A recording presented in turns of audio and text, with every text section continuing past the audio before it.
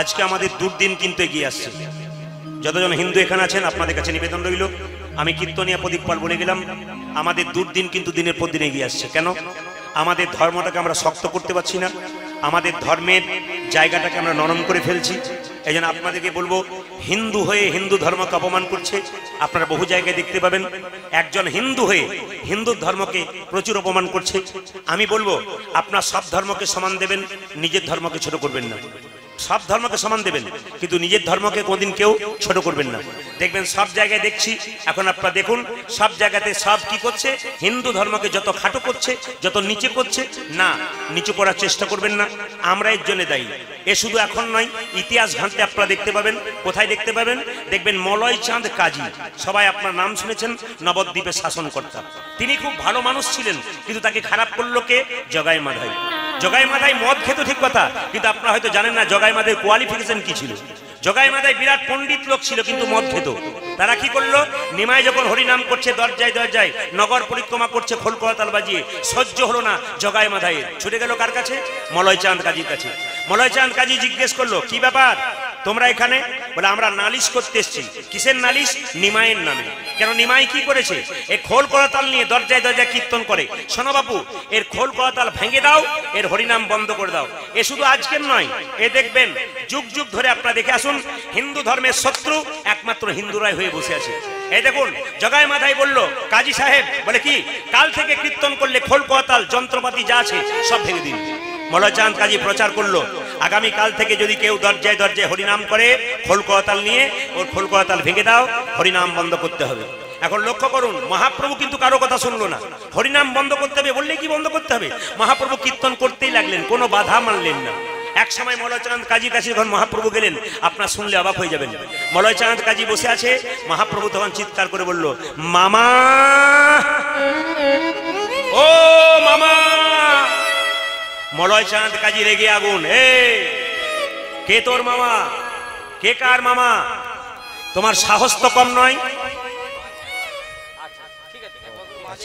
আসলে একটি স্পিকার তো, এখন এরা তো ভক্ত ভালো আছে, কারণ এরা কেউ প্রোটেস্ট করছে না যে আমাদের দিকে তাকান, আপনারা বলছেন তাকান, তাহলে এই দিকে ঘুরে দিতে হবে যা হয়। ও মাঝে মাঝে ঘুরবো নাকি? আচ্ছা ঠিক আছে, এদিকে একটা করে দিলে ভালো হতো। তো যাই হোক, ঠিক আছে, হরে কৃষ্ণ। আমি একটু ঘুরে দিই। মায়েরা, ও মামা। মামা যখনই বলেছে মামা, সঙ্গে সঙ্গে মলয় চাঁদ কাজী বলল, কে কার মামা? তোমার সাহস তো কম নয়, তোমার সাহস তো কম নয়। বলে কেন? তোমার সাহস কম নয়, তুমি মামা বলছো? তারপর আবার আমি হরিনাম বন্ধ করতে বললাম, খোল করতাল নিয়ে হরিনাম বন্ধ করা চলবে না। আমি এত বন্ধ করতে চেষ্টা করলাম, কিন্তু বন্ধ করলে না তুমি। তোমার সাহস কম নয়, তবু তুমি হরিনাম করছো। তারপর আমার কাছে এখানে প্রবেশ করলে তুমি বিনা অনুমতিতে, তোমার লজ্জা করে না? মহাপ্রভুকে এত কঠিন কঠিন কথা বললো। এখানে শিক্ষা নিয়ে নিন আপনারা যারা কীর্তন শুনতে এসেছেন। হাজার কথা বললো মহাপ্রভুকে, হাজার অপমান করলো মলয় চাঁদ কাজী, কিন্তু মহাপ্রভু একটু টলল না। কেন? নরম স্বভাবের হয়ে রইল। যারা ভক্ত হয় তাদেরকে পরীক্ষা করে দেখবেন, তাদের নম্র বিনয়ী ব্যবহার হয়, তাদের ভাষা খুব ছোট হয়। আর যারা অভক্ত হয় তারা উগ্র হয়। যখনই দেখবেন কেউ চিৎকার করছে উগ্র ভাবে, তখন বুঝে নেবেন ভক্ত নয়। বিনয়ীরা ভাব কেমন হয়? ভক্ত খুব বিনয়ী ভাব হয়, খুব ধীরে ধীরে কথা হয়। মামা, তুমি তো সত্যি আমার মামা। আমি তোমার মামা? হ্যাঁ, আমার দাদু নীলাম্বর চক্রবর্তী আর তোমার বাবা যে দুই বন্ধু গো। আমার দাদু নীলাম্বর চক্রবর্তী যদি তোমার বাবার বন্ধু হয়, তাহলে তুমি আমার তো মামা হও না? সঙ্গে সঙ্গে মলয় চাঁদ কাজীর মন গলে গেল। হ্যাঁ গণিমা, আমি তো এতটা ভেবে দেখি নাই বাবা, সত্যি তো আমি তোমার মামা। কিন্তু মামা ভাগ্নে যেখানে বিবাদ নাই সেখানে। আমি শুধু বলতে চাই বাবা, কীর্তন তোমাকে দরজায় দরজায় করতে হবে কেন? আমি তো তোমার শত্রু নই, আমি তোমার হরিনাম বন্ধ করতে চাই না। এ তোমার লোকরা এসে আমার বারবার নালিশ করে আমার মনটাকে জ্বালিয়ে দিয়েছে। কিন্তু তোমার এই সর্বাঙ্গ সুন্দর দেহ দেখি, আজ আর লম্বিত ভাবে দেখি, আমার মন বিগলিত হয়ে গেল। তুমি নিমান, তুমি যে ভগবান।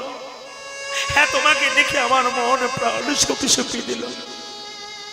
কিন্তু নিমাই, তোমার কাছে একটা নিবেদন রইল, তুমি দরজায় দরজায় খোল করো তালা বাজিয়ে কীর্তন করো কেন? এরা যে তোমাকে দেখতে পারে না, এরা তোমার শত্রুতা করে। বাবা, যে যেখানে বসে কীর্তন শুনবেন একটু মন দিয়ে শুনবেন, দেখবেন আমি কীর্তন করি জেলায় জেলায়। আমি হায়দ্রাবাদ গিয়েছিলাম, আমি ব্যাঙ্গালোর গিয়েছিলাম, কয়েকদিন আগে আমি মুম্বাই গিয়েছিলাম, আমি ত্রিপুরা গিয়েছিলাম, আগামীতে আমি আমেরিকার কানাডা যাব, বাংলাদেশ যাব, আরো ভিন দেশে দেশে আমি যাব, আন্দামান যাব, সব বুকিং হয়ে আছে। কিন্তু আপনাদের কাছে নিবেদন, এর মধ্যেও দেখবেন অনেক শত্রু কিন্তু আমার আছে, আপনাদের এখানেও আছে। কমিটির কাছে প্রশ্ন করে, ওনাকে আনার কি দরকার আছে, বকাবকি বেশি করে। এই সমস্ত লোকগুলোকে শিখিয়ে দেবেন, নিন্দুক লোক যারা হয়, নিম পাতাকে যতই মিষ্টি রসে ভেজান ও তেতো জোর হয়। এগুলো সব তো নিম পাতা। যারা এই কথা বলে তারা নিম পাতা। তারা শুনে রাখুন, মহাপ্রভু যদি ভগবান, তার যদি শত্রু হয়, আমি তো সাধারণ মানুষ, আমার শত্রু হবে না কেন? এ তো হবেই। তাহলে বিদেশের মানুষ যাইছে, হাজার হাজার মানুষের ভক্তের ঢল বাড়ছে। শুধু এখানে নয়, যত জায়গায় যাবেন, এই ছেলেগুলো আমার সঙ্গে যায়, দেখে নেবেন, প্রত্যেকটি জায়গায় 20 থেকে 25,000 মানুষ, প্রত্যেকটি জায়গায় ঢল বাড়ছে মানুষের। প্রত্যেকটি নেতা মন্ত্রী প্রত্যেকটি আসরে ভাষণ দিতে গিয়ে বলে, এত ঢল তো জীবনে কোনোদিন দেখি নাই। এ ঢল কেন? এ ঢল কি ওই নিন্দুক লোকগুলোর জন্য? এদের দিকে তাকালে হবে না। কেন? মানুষকে সোজা পথে আনতে হবে। মানুষ যেন ভজনের পথটা পরিষ্কার করতে পারে, মানুষ যেন ভক্ত হয়, বাড়ি বাড়ি যেন কৃষ্ণ ভক্ত সন্তান হয়, সবাই যেন নিতাই গৌর হরি বলে জীবনকে। এই হচ্ছে আমার জীবনের একমাত্র উদ্দেশ্য। এ শুধু আমি কীর্তনিয়া তা নয়, আরো যারা যারা কীর্তন আগে এসেছিল, অনেকে আমি নাম করছি না, তারাও যখন কীর্তন করতো আমাদের এলাকাতে, তখন অনেকে বলতো, খালি রবীন্দ্র সঙ্গীত আর নজরুল গীতি করছে। এ কি? এও কিন্তু শুনতে হয়েছে তাদেরকে। এ ঘটনা বহু জায়গায়। সুতরাং নিন্দুক লোকের দিকে তাকাবেন না, জায়গাতে যাবেন। মহাপ্রভু ভগবান তার শত্রু ছিল, মিত্র হয়ে গেল। কি করছে দেখুন, এই দিয়ে তাকাবেন, কি করছে। নিমাই, তুমি খোল করতাল নিয়ে কীর্তন করো রাস্তায় রাস্তায় কেন? তুমি ঘরে বসে কীর্তন করতে পারো। এসো না বাবা, তুমি দরজায় দরজায় খোল করতাল কীর্তন করে এসো না। তোমার খোল করতাল আমার লোক ভেঙে দিবে, আমার যে কষ্ট হবে। নিমাই বলেছিল, মামা মামা, কি খোল করতাল নিয়ে কীর্তন করি কেন জানো? বলে কেন? যারা হরিনাম বলতে পারে না, শুনতে পারে না, আমি যদি হরিনাম করি আমার নামের দ্বারা তারা তো শুনবে না। কি বলছেন? স্থাবর জঙ্গম পশু কীট পতঙ্গ এরা হরিনাম বলতে পারে না, আমি নগরে নগরে কীর্তন করি কেন জানো? এরাও যেন উদ্ধার হয়ে যায়। ওই জন্য মহাপ্রভু বলেছেন, উচ্চ স্বরে কীর্তন করো, আস্তে নয়। কেন? যে যত জোরে কীর্তন করবে, যারা বলে না, যারা শুনে না, তারাও শুনবে, তাদের উদ্ধার হয়ে যাবে। এই জন্য জোরে জোরে করতে বলেছেন। মহাপ্রভু সঙ্গে সঙ্গে বলল, নিমাই তুমি কিছু মনে করো না, তুমি আগামীকাল থেকে দরজায় দরজায় হরিনাম করবে খোল করতাল নিয়ে। আমি তোমাকে অর্ডার দিলাম, কাল থেকে তোমার কেউ ক্ষতি করতে পারবে না। যদি ক্ষতি করে, আমি মলয় চাঁদ কাজী তার বিরুদ্ধে সোজাগে ব্যবস্থা নিয়ে নেব। তাহলে মহাপ্রভু কেমন? যার বিরুদ্ধে জগাই মাথায় গেল, যার বিরুদ্ধে আরো অনেকেই গেছে, কিন্তু মহাপ্রভু কি হেরেছে বাবা? মহাপ্রভু নাম বিলিয়ে দিয়ে গেছে। যেখানে বসে কীর্তন শুনছেন, আপনাদের কাছে নিবেদন, এই টপিকটা আমি সব জায়গাতে বলি, কিছু কিছু জিনিস আছে সব জায়গায় বলি। কেন বলুন তো? জীবকে পরিবর্তন করার জন্য। আমার গুরুজি বললেন, শুধু কীর্তনের বড়তাল শিখবি তা নয়, পদাবলী শিখবি তা নয়, জীবকে উদ্ধার করার জন্য কিছু ভালো ভালো উপদেশ দিবি। যদি 10টা মানুষের মধ্যে 5টা মানুষ নিতে পারে, জীবন তার সুন্দর হবে। আজ আমি আপনাদের চরণে আশ্রিত হয়ে ধন্য হয়েছি। আজকে আপনারা অবাক হয়ে যাবেন, প্রতিটি জেলায় জেলায় রাজ্যে রাজ্যে মানুষ প্রচন্ড ভিড় করে। অনেক কম বয়সের ছেলেরা গীতা রাখে পকেটে, আমাকে দেখায় আপনার কথায় গীতা রেখেছি। অনেক বাচ্চা ছেলেকে তার দাদু নিয়ে যায়। আপনি অবাক হয়ে যাবেন, এই ছেলেটা আপনার কথাগুলো মেনে মেনে সারা জীবন চলছে, এই জীবনটাকে সুন্দর করার চেষ্টা করছে। এমন এমন বাচ্চা ছেলে আছে, মাকে গিয়ে বলছে, মা আমি আর আমিষ খাবো না। বলে কেন? প্রদীপবাবু বারবার নিরামিষের কথা বলে, আমি আজ থেকে নিরামিষ খাবো। এই বাচ্চার মধ্যেও ঢুকে গেছে। আপনার অবাক হয়ে যাবেন, বাচ্চাকে মা এত চেষ্টা করছে আমিষ খাওয়ানোর, কিন্তু খাচ্ছে না, ওর ভেতরে ঢুকে গেছে। এ প্রতিটি জায়গাতে দেখতে পাচ্ছি মানুষের মধ্যে কিছু একটা ঢুকছে। আপনারা সেই জিনিসগুলো ঢোকান, যেন জীবনটা আপনাদের সুন্দর হয়। কীর্তন শুনে কোনো লাভ হবে না আসল জায়গাটা সুন্দর করতে না পারলে। আগে আপনার সংসার জমিটাকে ভালো করুন, নিজের মনটাকে ভালো করুন, তবে কীর্তন শুনে আপনার লাভ আছে। এই জগতে মায়ের মতো আপন কেউ হয় না, আপন কেহ হয় না।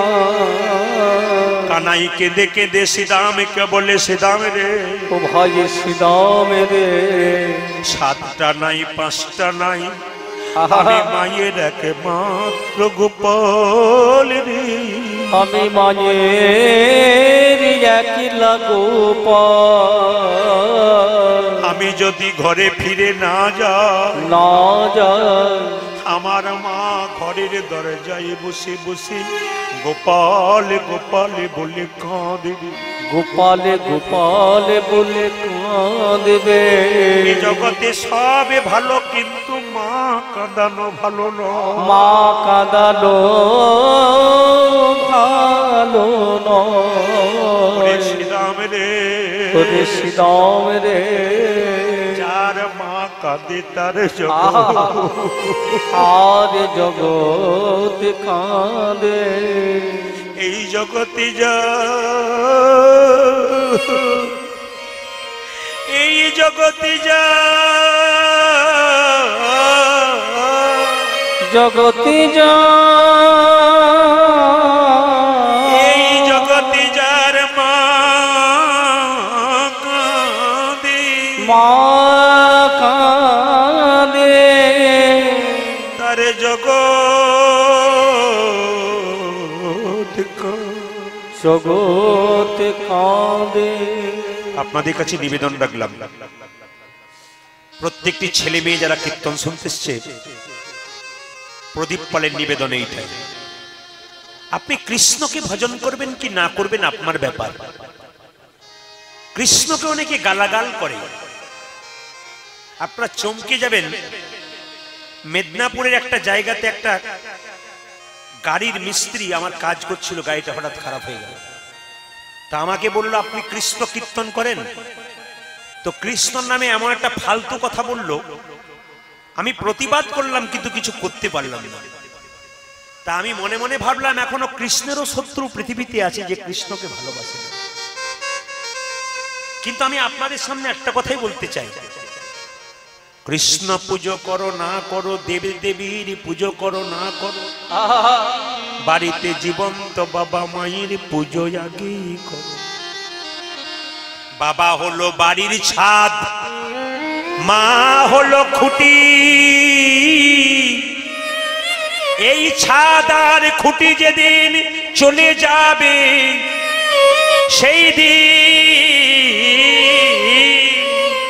সেই দিন তোমার সংসারে আপনি বলতে আর কেউ রবে না, আপনি বলতে আর কেউ রবে না। এই জগতে যতদিন মা বাবা বেঁচে থাকে, বেঁচে থাকে, ততদিন সন্তানের জন্য প্রাণ মন সব বিলাইয়ে দেয়, বিলাইয়ে দেয়। এই জগতে যতদিন মা বাবা বাড়িতে বেঁচে রইল, বেঁচে রইল, ততদিন সন্তানের জন্য একজন ভাবলো সে হলো মার বাবা, বাকি কেউ ভালোবাসে না, শুধু স্বার্থের জন্য ভালোবাসে। যতক্ষণ দেবে ততক্ষণ ভালো, দেওয়া বন্ধ করলে আর কোনো কিছু রইল না। বাবা এইদিকে তাকাবে, মা সন্তানের কাছে কিছু চায় না। আমি অনেক প্রমাণ দেখেছি, আমি বাস্তবকে নিয়ে কীর্তন করি। আমি জীবনে চলার পথে প্রত্যেকটা মানুষের পা ফেলা দেখতে পাই, আমি জীবনে চলার পথে প্রত্যেকটি মানুষের চলা বলা লক্ষ্য করি। আমি সেই চলা বলা আপনাদের সামনে প্রয়োগ করতে চাই, আপনাদের চেনাতে চাই, জানাতে চাই আপনারা কোন পথে চলবেন, কোন পথে ধরলে আপনার ধর্মের পথটা পরিষ্কার হবার জন্য। এ জগতে মা দরজায় দাঁড়িয়ে থাকে, ছেলে যখন বাইরে যায় সবাই বাড়ির ভেতরে থাকে, কিন্তু ছেলে যখন বাইরে কাজে যায় মা তখন গলায় কাপড় দিয়ে দুগ্গা দুগ্গা বলে ছেলের মঙ্গল কামনা। একমাত্র মা ছাড়া এ পৃথিবীতে কেউ করে না, যারা করে তারা স্বার্থে করে। প্রমাণ দেখুন, একজন স্বামী যাচ্ছে বাজারে, তার স্ত্রী বলছে, শুনছো, এক থলে হাট এনো, কালকে আমার বাবা আসবে। মেয়ে বলছে, বাবা মোবাইল ফোনটা এনো, আজ তোমাকে আনতেই হবে। ছেলে বলছে, বাবা হাত ভরিটা এনো। সবাই বলল এই আনো সেই আনো, কিন্তু গর্ভধারিণী মা দরজায় দাঁড়িয়ে থাকে গলায় কাপড় দিয়ে, আর খোকাকে বলে, খোকা রে সাবধানে যাবি, আর সময় মতো খাবার খেয়ে নিবি। আমরা যার কথা ভাবলাম না, সে আমার কথা ভেবে বসে। ছেলে মেয়ে সংসার পেয়ে যে আমাকে পৃথিবীর আলো দেখালো, যার জন্যে আমি পৃথিবীর আলো দেখলাম, তার পূজা থেকে বঞ্চিত হলো। আমার কীর্তন শুনে কি বলা, যদি বাবা আমাকে সম্মান না দিতে পারে, মা বাবাকে যে সম্মান দেয় তার জীবন ধন্য হয়ে যায়। দুর্গার অষ্টমীর দিনে কোনো একটা ছেলে নতুন কাপড় পরে উপবাস রেখে মা দুর্গাকে পুষ্পাঞ্জলি দিতে যাচ্ছে। নিজের বাবা মা নতুন কাপড় পায় নাই, দুটো খাবার পায় নাই, দুর্গা পূজার দিনে দরজায় বসে থাকে। আর তার ছেলে নতুন কাপড় পরে ছেলে মেয়েদেরকে নিয়ে যখন মা দুর্গাকে পুষ্পাঞ্জলি দিতে যায়, মা যেন হাত আড়াল করে বলে, খোকারে মাটির প্রতিমা পুজিস রে, আগে ঘরের জীবন্ত দেবতা দুটোকে পুজো কর। যে জীবন্ত দেবী দেবী দুটো ঘরে বসে আছে খাবার লাগি, আগে তাদের মুখে তুলে দে, তবে মাটির প্রতিমা পুজো করবি, নইলে তোর পুজো করা কোনো অর্থ। মা বাবাকে কেউ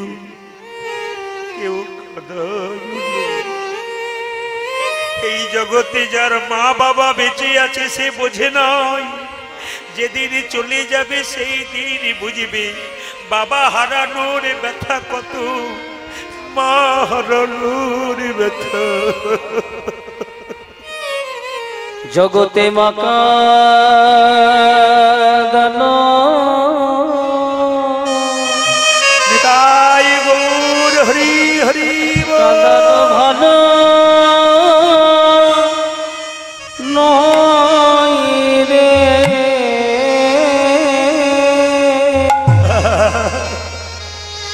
জগতে মা কাঁদানো ভালো নয় রে, মুর্শিদান রে। হরে জগতে মাকা কাঁদানো, ভক্তি করতে টুল ধরি দিন, টুল ধরি দিন সবাই মিলে প্রেম সে ভক্তি ভরে। কাঁদানো ভালো নয় রে, মুর্শিদ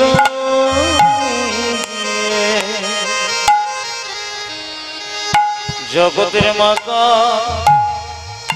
কাঁদানো ভালো নয় রে। পূজারে মা দেতা তারে জগৎ কাঁদে, ও ভাই শ্রীরাম রে। ভগবান কৃষ্ণ নিজের মুখে বলছে, জগতে মাকা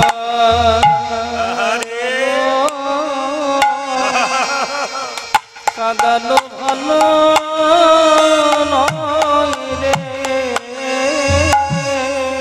আপনাদের কাছে নিবেদন রইল, মেয়েরা শ্বশুর বাড়ি যায়, আহা মেয়েরা বাপের বাড়ি যায় না কখন থেকে? কোনো মেয়েকে প্রশ্ন করা হয়, বোন তুমি বাপের বাড়ি যাবে না? মেয়ে তখন চোখের জল মুছে বলে, দাদা যার কাছে যাব তারা তো না, এখন যার কাছে যাই তারাই আমায় ভালোবাসে না। সত্যি তাই। আপনারা দেখবেন বৃদ্ধ বাবা যদি বাড়িতে বেঁচে থাকে, মেয়ে যদি বাবার কাছে যায়, বাবা কোথা থেকে খাবার জোগাড় করে নিয়ে মেয়ের মুখে তুলে দেয়। এ তো হচ্ছে মেয়ের প্রতি ভালোবাসা। মা যদি বেঁচে থাকে, মেয়ের জন্য পাগল হয়ে যায়, কখন আমার কাছে আসবে, একবার জড়িয়ে ধরবো, মেয়ের মন সব শান্তি হয়ে যায়। কিন্তু যেদিন থেকে মা বাবা মরে যায়, সেদিন থেকে মেয়েদের বাপের বাড়ির দরজা বন্ধ হয়ে যায়, আর যেতে চায় না। কেঁদে কেঁদে বলে, কার কাছে যাব? যার কাছে যাব সে তো আমায় আর ভালোবাসে না, আর আমি যাব। এ জগতে মায়ের মতো আপন, বাবার মতো আপন কেউ আপন কেহ না। একটা মায়ের পেটে একটা বাচ্চার 10 মাস 10 দিন জায়গা হয়। সেই ছেলে বড় হয়ে যখন কলকাতায় ফ্ল্যাট কেনে, বাড়ির সবার জায়গা হয়, আত্মীয় স্বজনের জায়গা হয়, কিন্তু জন্মে দুঃখিনী বাবা মায়ের জায়গা। আমি 100% গ্যারান্টি দিলাম, কীর্তন শুনে কোনো লাভ হবে না। এ আসরে দাঁড়িয়ে হুঙ্কার করে বললাম, কীর্তন শুনে আপনার কোনো লাভ হবে না যদি বাবা মাকে সম্মান না দিতে পারেন। একবার 100% আপনার হাত তোলা বৃথা, আপনার নেচে কীর্তন করা বৃথা যদি জীবন্ত দেবদেবী বাড়িতে বাস করছে মা বাবাকে, তাকে যদি সম্মান না দিতে পারেন। নিজে বাড়ি করলে কত আত্মীয় স্বজন খেয়ে গেল, কিন্তু বাবা মা দুটো ভাতির জন্য কেঁদে কেঁদে ঘুরে বেড়ায়। এই তো আমাদের অধঃপতন। সংসারে সবার জায়গা হলো, বাবা মা ভার হয়ে গেল। সেই বাবা মায়ের জায়গা শেষে হলো বৃদ্ধাশ্রম। আপনাদের কাছে নিবেদন রইল, মায়েদের কাছে নিবেদন, প্রত্যেকটি মেয়ের কাছে। কীর্তন যদি জীব শিক্ষা হয়, আমি একটাই কথা বলবো প্রত্যেকটি মেয়েকে, কম বয়সের মেয়েকে আমি বলি, রক্তের গরমে কম বয়সের অহংকারে একজনকে কাঁদিও না। তোমার যখন ছেলে বড় হবে 100% তৈরি হয়ে থাকবে, তুমি কাঁদবে, তোমাকে ঘাত ধরে ঘর থেকে বের করবে। সেই দিন তুমি অনুভব করবে, আমি একজনকে কাঁদালাম, আমাকেও কাঁদতে হবে। যদি এই মনোভাব কারো ভেতরে থাকে, তাহলে সে সঠিক ব্যবহার করবে। আর যার এইরকম মনোভাব নাই যে আমি যা করছি ভালো করছি, জীবনে অধঃপতন তার নেমে আসে। দিন 4 আগে কীর্তন করছিলাম আমি হুগলিতে। একজন বৃদ্ধ মা, 60 বছর বয়স, আমার পায়ে আছাড় খেয়ে বলল, বাবা প্রদীপ, সব জায়গায় তুমি বলো, ঠিক বলো, আমার 3টে ছেলে ইঞ্জিনিয়ার, ডাক্তার, মাস্টার, সবার জায়গা হয়, আমায় দেয় না। আমি জিজ্ঞেস করলাম, কিছু মনে করবেন না আপনি যখন আপনার কম বয়স ছিল আপনি দিয়েছিলেন তো? উনি তখন মুখটা নিচু করে আছেন। বললাম, দিয়েছিলেন তো? বলছে, বাবা তুমি আমার চৈতন্য ফিরে দিলে, আমি একজনকে দিই নাই, তাই আজ আমাকে না পাওয়ার জন্য কেঁদে কেঁদে বেড়াতে হচ্ছে।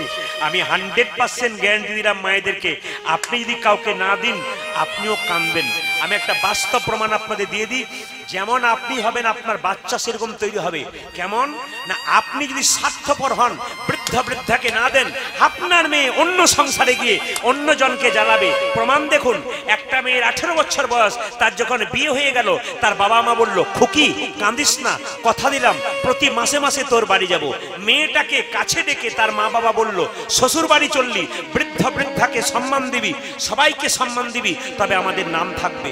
মেয়ে বলল, মা তুমি কিছু মনে করো না, আমি সম্মান দেবো। এই বলে মেয়ে যখন চলে গেল, অষ্টমঙ্গলা না পেরোতে পেরোতে মেয়ে শ্বশুর বাড়িতে ঝগড়া শুরু করলো। ছেলের বাবা ফোন করে বলছে, বেআই মশাই কেমন মেয়ে পাঠালেন, এ তো শুধু ঝগড়াই করতে থাকে। সঙ্গে সঙ্গে মেয়ে যখন অষ্টমঙ্গলা করতে এলো, মেয়ের বাবা মা বলল, তোকে এত করে বললাম ঝগড়া করিস না, তুই ঝগড়া করলি কেন? মেয়ে কি উত্তর দিল দেখুন, বাবা মা বলে, কি আমি 18 বছর ধরে বাড়িতে যেটা শিখলাম সেটা করব, না শেষ বয়সে যেটা শিখলাম সেটা করব? তার মানে কি বুঝলেন আপনারা? কি বুঝলেন? 18 বছর ধরে তো তুমি দাদু ঠাকুমার সঙ্গে ঝগড়া করলে, আমি তো ঝগড়াই শিখে গেলাম, আমি ভালো কাজ শিখবো কি করে? এই জন্য হাঁড়ি তৈরি করবার সময় কুমোর হাঁড়ি তৈরি করে, যদি হাঁড়ির কানা বেঁকে যায় তার জন্য কুমোর দায়ী, হাঁড়ি দায়ী নয়। এই জন্য আপনাদের কাছে নিবেদন রইল, সংসার সুখের হয় রমণীর গুণে। যদি আপনারা ভালো কাজ করতে পারেন আপনাদের সংসার ভালো হবে। ঘরে যাবার সময় হলে আনন্দ হচ্ছে, কিন্তু কিছু মনে করবেন না, এই যে কীর্তন শুনতে এসছেন, যখন ঘর যাবেন তখন আপনাদের আনন্দ হবে। কিন্তু একটা কথা আপনাদের বলি, এ সংসার থেকে যখন আসল ঘরে যাবেন তখন কিন্তু আমাদের আনন্দ হয়। জোরে বলুন, হ্যাঁ হয়? হয় না। কিন্তু একটা শাস্ত্র বলছে হওয়া উচিত, কিন্তু আমরা মায়াবদ্ধ জীব পারি না। একটু সবাই তাকান আমার দিকে, একটু জেনে নিন। বলছে আমরা যদি মারা যাই, বলুন তো সংসারে আনন্দ হয় না দুঃখ হয়? জোরে বলুন। আপনারা চমকে যাবেন, বিভিন্ন জায়গায় বিভিন্ন রীতি। আস্তে, আপনার চমকে যাবেন শুনলে, বিভিন্ন জায়গায় বিভিন্ন রীতি। মা মনসা পুজোতে আপনার ডিম দেন? জোরে বলুন। মায়ের বাহনকে হাঁস। বিভিন্ন জায়গায় বিভিন্ন রীতি। আশ্চর্য হবেন, শাস্ত্র নিয়ে যদি কেউ তর্ক করে, 1 নম্বরের মূর্খ ছাড়া কেউ না। প্রমাণ দিয়ে দিই। আমি চেন্নাইয়ে ছিলাম অনেকদিন, একটা মনসা মন্দিরে প্রণাম করতে গেলাম, জাগ্রত। আপনারা চমকে যাবেন, মা মনসার মন্দির সামনে আর বিরাট বড় গাছ, আর তার পাশে সবাই প্রণাম করছে একটা করে ডিম দিয়ে।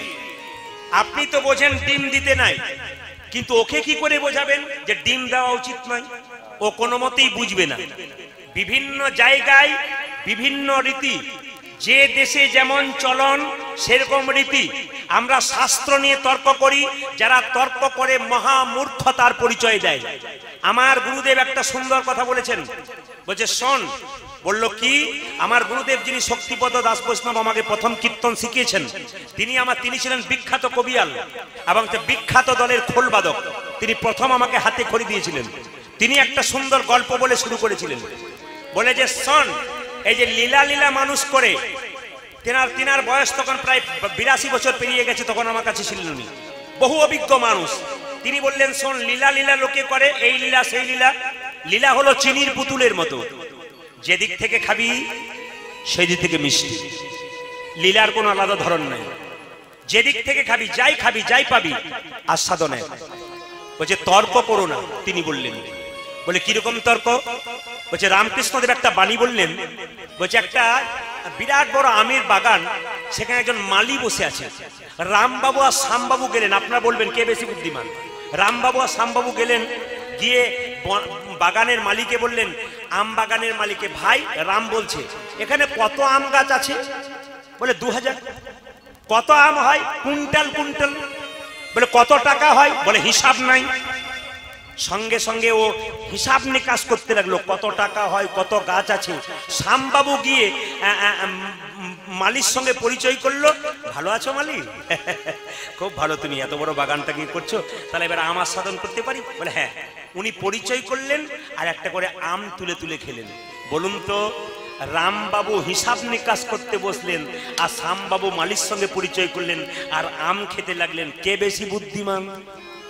হ্যাঁ, ডান দিকে দাদা ভাইরা উত্তর দিচ্ছে, মায়েরা কে বেশি বুদ্ধিমান? যা গরম পড়েছে, বুদ্ধিমান আর বোকা আমার মাথায় ধরছে না।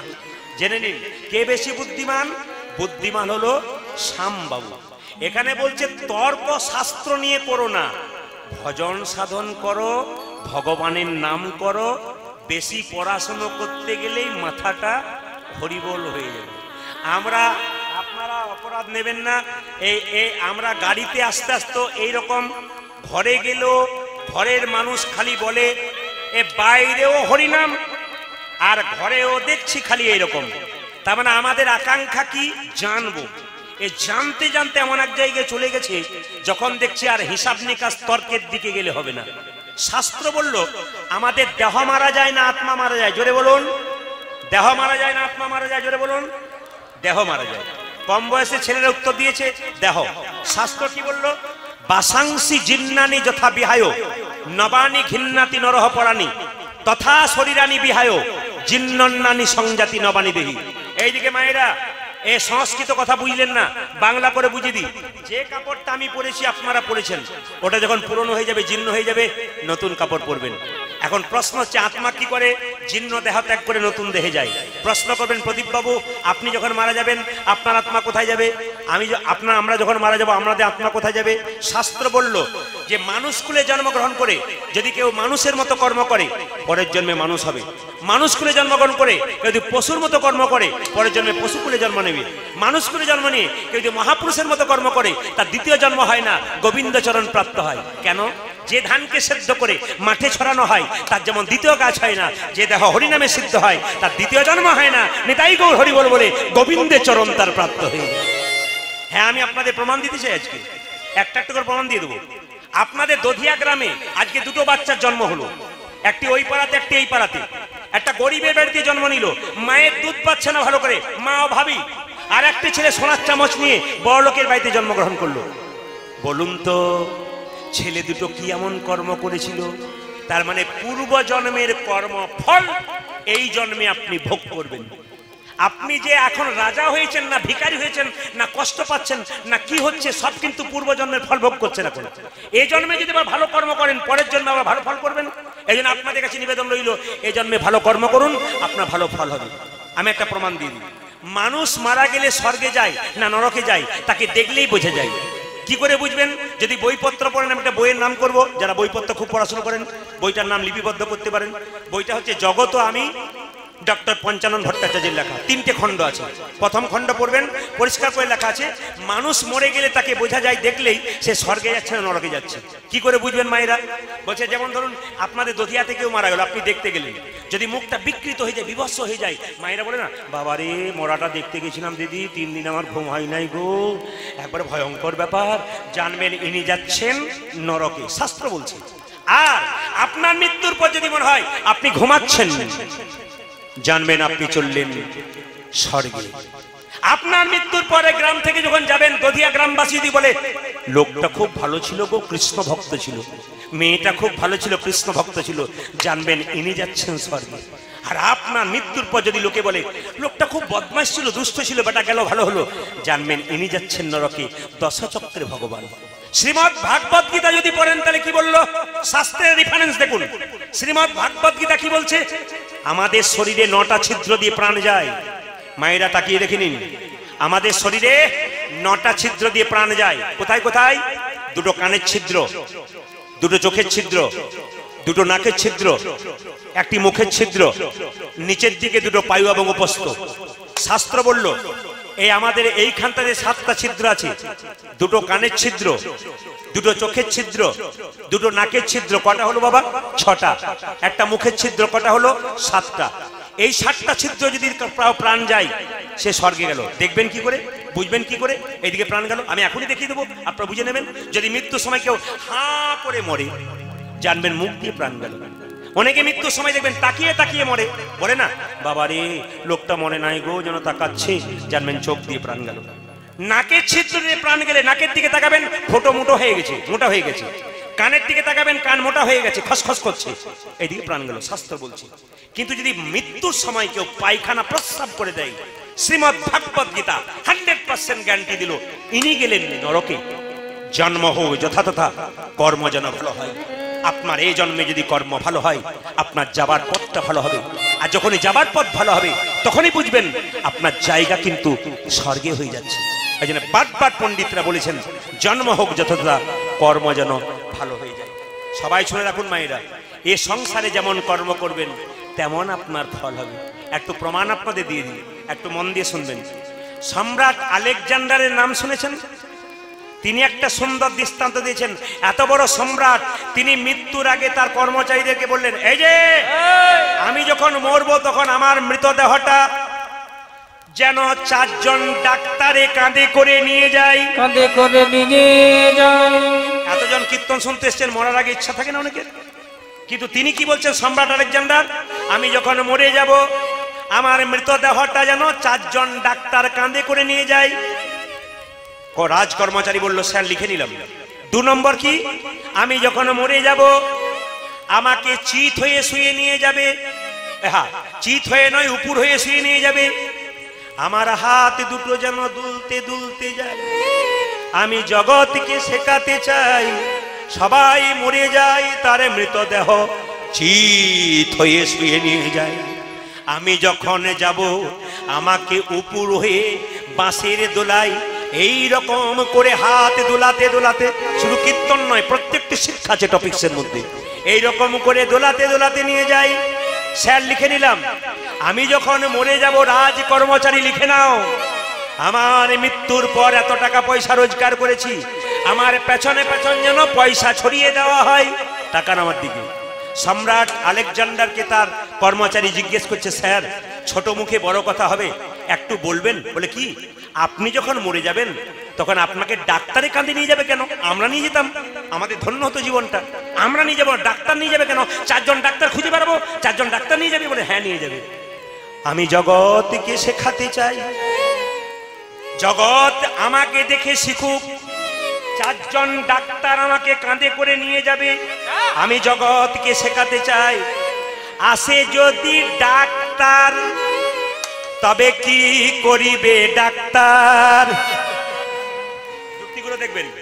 আসে যদি ডাক্তার কি করিবে ডাক্তার? ডাক যদি তার আসে নাকি, তবে ডাক্তার কি করবে? এই যে দেখান, শরীরে অসুখ হলে ডাক্তার আপনার কষ্ট থেকে রক্ষা করতে পারে, কিন্তু মৃত্যুর দিন এলে কেউ কিছু করতে পারবে না। মহানায়ক উত্তম কুমার যেদিন মারা গিয়েছিল, তার হোম চিকিৎসককে সাংবাদিকরা জিজ্ঞেস করেছিল, আচ্ছা স্যার আপনি উত্তম বাবুকে বাঁচাতে পারলেন না? তখন তিনি বলেছিলেন, 23 বার বাঁচাবার চেষ্টা করলাম, বাঁচলো, 24 বারে বারে ফেল করলাম। আসে যদি ডাক্তার কি করব আমি ডাক্তার? সম্রাট আলেকজান্ডার বলল, আমার হাত দুটো দুলতে দুলতে নিয়ে যাবে।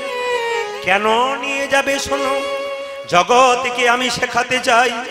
আমি সম্রাট আলেকজান্ডার এত টাকা রোজগার করলাম, আমি কত পুরুষের রক্ত ঘাঁটলাম, কত মেয়ের স্মৃতির সিঁদুর কেড়ে নিলাম, কত ছেলের কাছ থেকে বাবাকে কেড়ে নিলাম, কিন্তু জগৎকে শেখাতে চাই আমি যে এত করলাম, কিন্তু যাবার সময় কি নিয়ে গেলাম? যাবার সময় খালি হাতে গেলাম, খালি হাতে এলাম এলাম এলাম এলাম এলাম, আমি এলাম খালি হাতে, আমি গেলাম খালি হাতে, কিন্তু কি নিয়ে গেলাম? কি সুন্দর কামছে দেখুন। এই হাত দিয়ে কত জনের রক্ত ঘেটে নিলাম। আমি সম্রাট আলেকজান্ডার এত বড় সাম্রাজ্য তৈরি করলাম, কিন্তু রক্তের গরমে ভেবে দেখি নাই কত মেয়ে বিধবা হয়ে ছেলেকে কোলে নিয়ে রাস্তায় কেঁদে কেঁদে বেড়াচ্ছে। সে তো কারো জন্যে নয়, আমার জন্য। কতজনকে মেরে ফেললাম, কত বাচ্চা বাবা বলে কাঁদছে।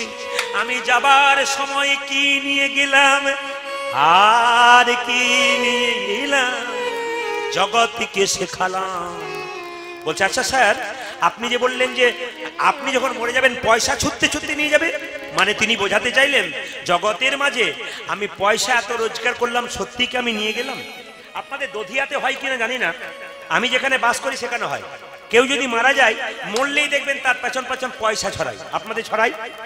হ্যাঁ, কিন্তু আপনাদের কেমন ছড়ায় জানি না, আমাদের দিকে মরে গেলে অচল পয়সাগুলো ছড়ায়, যে পয়সাগুলো দেখবেন বাজারে চলে না। এই বেটা আমরা খুব চালাক, বুঝলেন? এত চালাক মানুষ না, মানুষের মতো বোকা যত নাই তত চালাক। আমরা যত বোকা তত চালাক। আমরা খুব নিজেকে বুদ্ধিমান মনে করি, কিন্তু সত্যি আমরা বুদ্ধিমান নই, আমরা বোকা। কেন? আমরা অচল পয়সাগুলো চালাই, ভাবি ওই আসল পয়সাগুলো, মানে ওগুলো যাতে কেউ কুড়িয়ে না নেয়। কিন্তু যারা পণ্ডিত মানুষ আসল পয়সা ছাড়ায়। এই জগতে পণ্ডিত বলল, শোনো শোনো, এই জগতে আপন বলতে কেউ না, সংসার গোষ্ঠী এসেছো, এবার উত্তর গোষ্ঠী যেতে হবে, যেতে হবে। ওমা এই সংসারে কেউ কারো নয়, কেউ কারো নয়। প্রমাণ দিয়ে দিই আপনাদের। একজন স্বামী 10 দিন পর বাড়ি এলো, তার স্ত্রী চিন্তা করছে এলো না কেন। দেখবেন মায়েরা, তার স্বামী কি করলো, যখন তার স্ত্রী কি করলো, স্বামী যখন ফিরে এলো তাকে যত্ন করলো, আদর করলো, কিন্তু লক্ষ্য করুন মায়েরা, তার দেহ থেকে যেদিনে প্রাণ বেরিয়ে গেল। আমি কটা পর্যন্ত গান করব, আপনারা ঘড়ি দেখছেন, অনেকে ঘড়ি দেখছেন, কটা পর্যন্ত করব? তবে যেভাবে আপনারা হেঁটে সেটে বসছেন, তাতে আমি সিদ্ধান্ত নিয়েছি আজ আমি 3টে পর্যন্ত কীর্তন করবো। রাজি আছেন? 3টে মানে আমি ভোর 3টে বলি নাই, 3 ঘন্টার কথা বলেছি। আর ঘড়ির দিকে তাকানো প্রায় যাবো হয়ে গেছে। তবু আপনারা যখন বসে আছেন, জ্ঞানীজন গুণীজন কীর্তন ভক্ত এখানে অনেক বসে আছে, কারণ মুখ দেখলেই বোঝা যায়। আপনাদের তাকাচ্ছি, এখানে বাবা বসে আছেন, আমি দেখতে পাচ্ছি যারা পাকা মানুষ, এখানেও দেখতে পাচ্ছি যারা পাকা মানুষ হাঁ করে তাকাচ্ছে। কেন? যারা কীর্তন পিপাসু মানুষ, কম বয়সে হোক বেশি হোক, সব বসে আছে। আপনাদের একটু বাস্তব তত্ত্ব দিয়ে বুঝে যায় উত্তর গোষ্ঠীর কথাটা। স্বামী যখন বাইরে যায় তার স্ত্রী কত চিন্তা করে, আপনার আমার সবার। স্বামী যখন বাড়ি ফিরে আসে তার স্ত্রী তাকে কত যত্ন করে, আদর করে, ভালো খাবার দেয়। বলুন তো বাবা, দেহ থেকে যেদিনে প্রাণ বেরিয়ে যায় সেদিন কি আর আদর করে বেড়ায়? পাড়ার লোককে ডেকে বলে মরাটা বাঁশ মরা হয়ে যাবে, নামিয়ে আনে তুলসী তলার কাঁচা মাটিতে, কাঁচা বাঁশের মাচা তৈরি করে ছেঁড়া তালাই দিয়ে খড়ের দড়ি দিয়ে বেঁধে দেয়। আবার বলো হরি হরি বল বলে যখন কাঁধে তোলে একটা প্যারেক গেড়ে দেয় দোষ পেয়ে যাবে বলে। শুধু শেষের দিনে, শুধু তাই নয়, প্যারেক গেঁথে দেয় কেন? দোষ পেয়ে যাবে বলে। ও মায়েরা, আবার গোবর জল ছড়িয়ে দেয় কেন? না, জায়গাটা অপবিত্র হয়েছে বলে। কিন্তু পশ্চিমবাংলার জন্য বিখ্যাত বাউল শিল্পী বললেন, যতই আমার আমার করো না কেন, ওগো শেষের দিনে একমাত্র সেজন বিনে ও হরি পার কি হবে রে, হবে। সত্য কথা লিখেছি, বাস্তব কথা লিখেছি। শেষে দিনে সেজন বিনে হরি পার কি আপন হবে রে, শেষের দিনে সেজন বিনে। কেউ বা কাটে ছাড়ে রোবা, কেউ বা পাকা দড়ি রে, আমার কেউ কাটে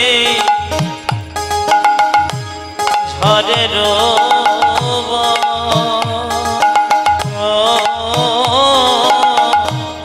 কেউ বা পাকায় দড়ি, কেউ বা কাটে ছাড়ে রোবা,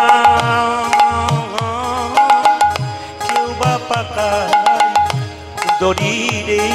আবার কেউ বা কাটে ঝরে রোমা, কেউ বা পাকায় দড়ি রে। আবার চার কাহারি কাঁধে নিয়ে পরিচরিকা হরে কাঁধে নিয়ে, চার কাহারি কাঁধে ও আবার চার কাহারি কাঁধে নিয়ে বলবে ও গো বলবে হরি হরি তাই বলবে হরে হরে গো, বলবে হরি হরি গো, বলবে হরে হরে গো, বলবে হরি হরি গো। বলবে হরে হরে গো, শেষে দিনে সেজন বিনে। এটা অতীব সত্য। সংসারে কেউ মারা গেলে সবাই 2-4 দিনের জন্য কাঁদে, মা কাঁদে সারা জীবনের জন্য। কি সুন্দর গাইলেন দেখুন, বাবা মা কাঁদিবে বাবা বাছা, ভগ্নি কাঁদে ভাই রে, আমার মা কাঁদিবে, মা বাবা চারপাল কাঁদবে, বাবা বাছা, ভগ্নি কাঁদে ভাই রে, মা কাঁদিবে বাবা বাছা, ভগ্নি কাঁদে ভাই রে। ও গো মা কাঁদিছে বাবা বাছা, ভগিনী কাঁদে ভাই রে আবার ঘরের মনি কাঁদে আমারকে ঘুমায় না আমার মনেতে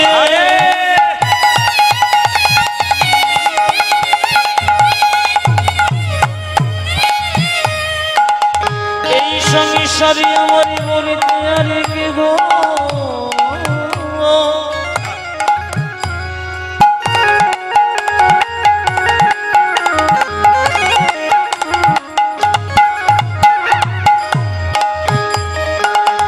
আমার আর কে গো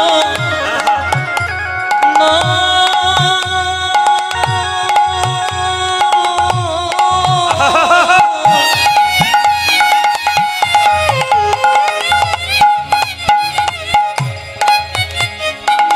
আমার আর কে গো কে গো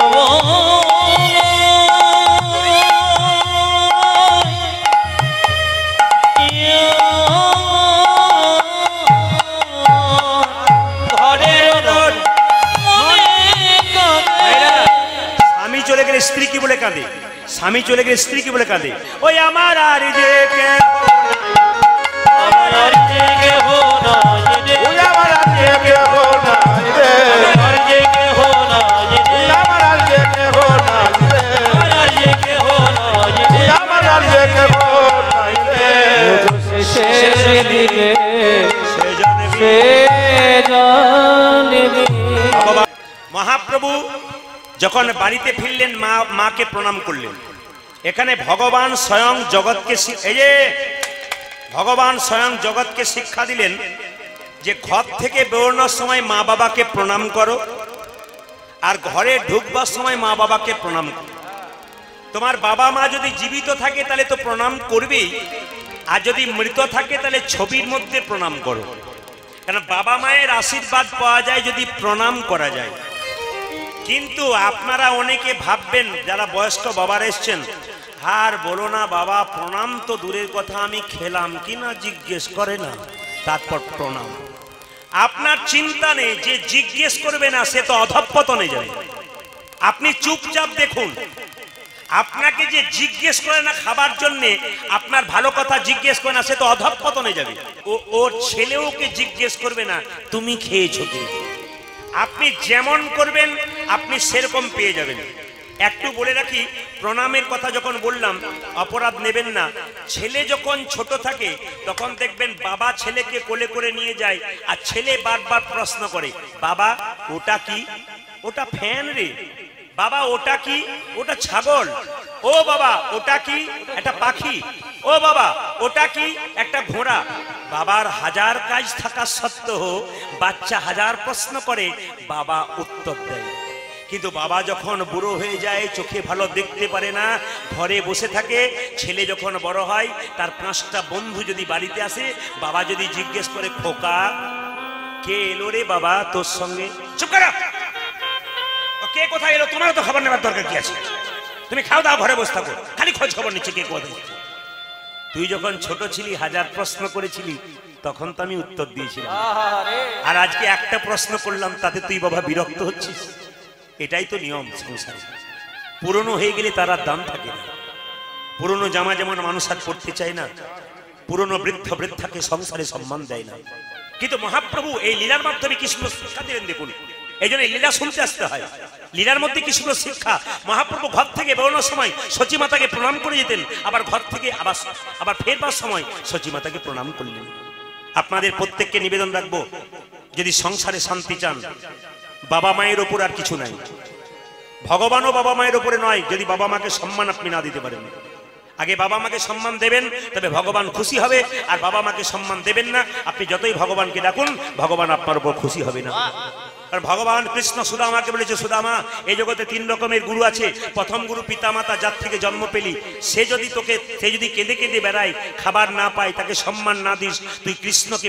কোনোদিন পাবি না ভগবান নিজের মুখে বলেছেন যদি তাই হয় তাহলে আমার বারবার নিবেদন রইল, এ সংসারে বৃদ্ধরা দেখুন, আপনারা যত না একটু ছটফটানি হচ্ছে আপনাদের, বৃদ্ধদের দিকে তাকান, সামনে বয়স্ক বাবাদের দিকে তাকান, এত গরমের মধ্যে কি সুন্দর জামা পরে বাচ্চা ছেলের মতো টুকটুক করে তাকাচ্ছে। তার মানে কি এদের কীর্তন শোনা অভ্যাস আছে। এদের আশীর্বাদ যত আপনি পাবেন, আপনার সংসার কিন্তু দিনের পর দিন আরো ফুলে ফেপে উঠবে। এই জন্য আমি আপনাদের আসরে বারবার বলে গেলাম যে বাবা মাকে কেউ অপমান করবেন না, অন্তত সম্মানজনক কথা বলুন। দুটো খেতে কম দিতে পারেন, কিন্তু কথা বলবার সময় যেন কথাটা ভালো বলেন, বাবা মায়ের মন যেন শান্তিতে পরিপূর্ণ হয়ে যায়। আজকে প্রণামের কথা যখন বললাম, মায়েরা আপনার প্রণামের কথা শুনছেন, একটু মন দিয়ে শুনবেন। প্রণাম করতে গেলে নিয়ম হচ্ছে, অনেকে দেখবেন প্রণাম করে মন্দিরে গিয়ে সোজা প্রণাম করছে, কিন্তু শাস্ত্র বলছে ভগবানকে প্রণাম করতে গেলে বাঁ দিকে রেখে প্রণাম করতে হয়। শুনে নেবেন সবাই, ভগবানকে প্রণাম করতে গেলে বাঁ দিকে রেখে, আর দেবদেবীকে প্রণাম করতে গেলে ডান দিকে রেখে। আর সোজা কিন্তু দেবদেবীকে প্রণাম নয়, সোজা মা ভগবান কৃষ্ণকে প্রণাম নয়। যারা করছেন তারা ভুল করছেন, এই জন্য কীর্তনে আসলে বারবার শিখছেন। আমি দেখতে পাই আমাকে যারা প্রণাম করে, প্রণাম দেখেই বুঝতে পারি এ আমার কীর্তন শুনেছে।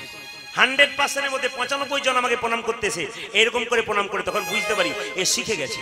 এমনকি আপনারা অবাক হয়ে যাবেন, আপনার এখানে প্রচুর মুসলিম আছে, তারা টোটো নিয়ে যাচ্ছে, তারা পর্যন্ত আমাকে ইশারা করে যাচ্ছে, বলে কি আপনার ভক্ত, আমরা আপনার প্রচুর গান শুনি। ও কি বুঝেছে?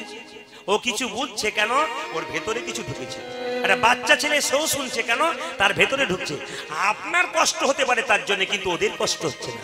একজন 100-র মধ্যে যদি 90 জন ভালোবাসার জায়গায় যায়, 10 জন না যায়, ভোট তো সবাই দেয় না, যেতে তো একজন, কিন্তু সবাই তো দেয় না, বেশি দেয় বলে তো সে যেতে।